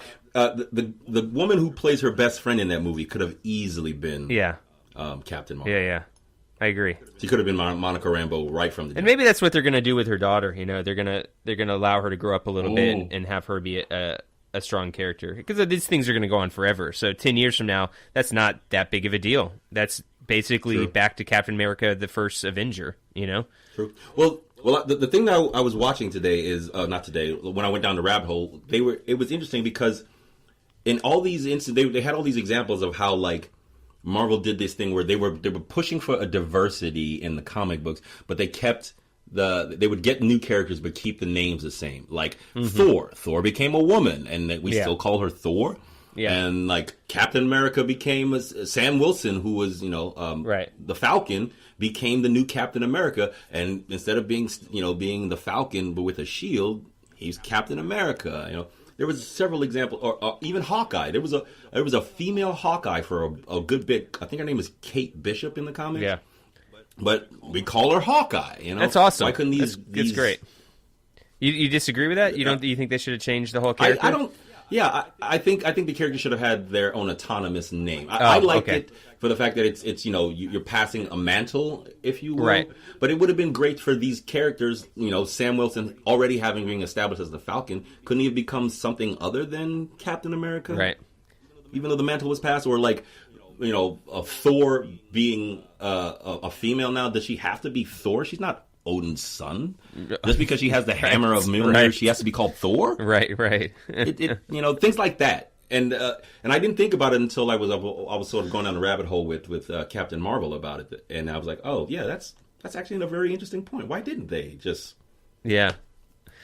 But Well, we should wrap up because this is a very. This is probably our longest. Yeah, this is going to approach in 3 hours here. I'm going to be hating this tomorrow. Well, we did review. We did review 2. We did, yeah. Standalone things. We should have just done one. Enjoy. Enjoy your almost 3-hour podcast. What are we going to do next week? Are you going to try to see Us? If we're going to talk about that? I'm going to try to see Us. Okay. Let's see. Let me see. Yeah, I'm going to try to see Us. Okay. If not Us, what's our plan B? I think if not Us, we could do Reign of Fire. Ooh, we had been talking about doing that. Yeah. So I don't know, or we could just catch up on Star Trek Discovery because we could do a lot of that too. And you're coming, or you could start watching some Game of Thrones. But that is, and also, you know what else is out too? The OA, the new season of the OA just came out today. Yeah. Yeah. Might have to miss that. Yeah, you think about it. Because I wanted to actually go back and watch the first season of the OA again and then catch up because I feel like I felt so let down by the ending of that first season. I don't know if I could do a second season. Not me. I loved it. But yeah, should we put the punctuation on this? Yes, let's do it. Let's. Do you know all of our? You got to plug all our things. Oh, I know. Okay, so hit us up at whatweinto@lawrence.gmail.com. Hit us up on Twitter, what we into. Stop. Don't do any of that. Okay, here's the thing. If you made it this far in this episode and you are not related to me, if you're related to Rob, that's fine. And you send us a comment to whatweinto@gmail.com, and I have 3 gift cards with Starbucks money that my sister sent me on it. They're all in varying amounts. Like one is like $4. There's another one that's like $6. One's got like $11. The first 3 people that send me a comment, even if it's like "go fuck yourself," send me your address and I'll come be excluding family. No, excluding family. You don't count because that'd be stupid if my sister wrote in and then like I sent them back to her. That'd be dumb. I will send you a Starbucks gift card on the house. On the house, whatever that is. And that is at whatweinto@gmail.com. We are at dial_Lawrence on Twitter. We are at What We Into on Facebook. And What We Into Podcast on Instagram. Blah, blah, blah, blah. And, are those all of them? Oh, yeah. And then we are on Patreon /What We Into. If you want to go throw us $2 or $3, that actually helps out a lot. We've done 2 different locations. We're bouncing around. We're doing the best that we can while also holding down jobs and families. So even if it's like $2, $3 you can throw us, that is amazing and does help. And we appreciate you. And we will put that money towards random frivolous items that will help make this show more interesting for you to listen to. Slide whistles, whoopee cushions, kazoos, Foley shit. Exactly. I'm Lawrence Dial. And I'm your boy, Rob Carmen Robinson. Thank you so much for listening. You know what I want to do next week, too, is I want to go through and talk about all the different cities that people are listening to this in, because we have a whole bunch that are in, like, Malaysia and a whole bunch in, like... Really? Yeah. 1 or 2 listens, okay, yeah. It's so repeat listens, too. People that have from other... Tuned in, and tuned in again. Exactly. This has been What We Into. Thank you again. Peace out. And we'll see you next week. Bye-bye. Peace. The Second Renaissance. The machines earned no respect from their masters. The machines worked tirelessly to do man's bidding. It was not long before seeds of dissent took root. Hand over your flesh. The new world awaits you.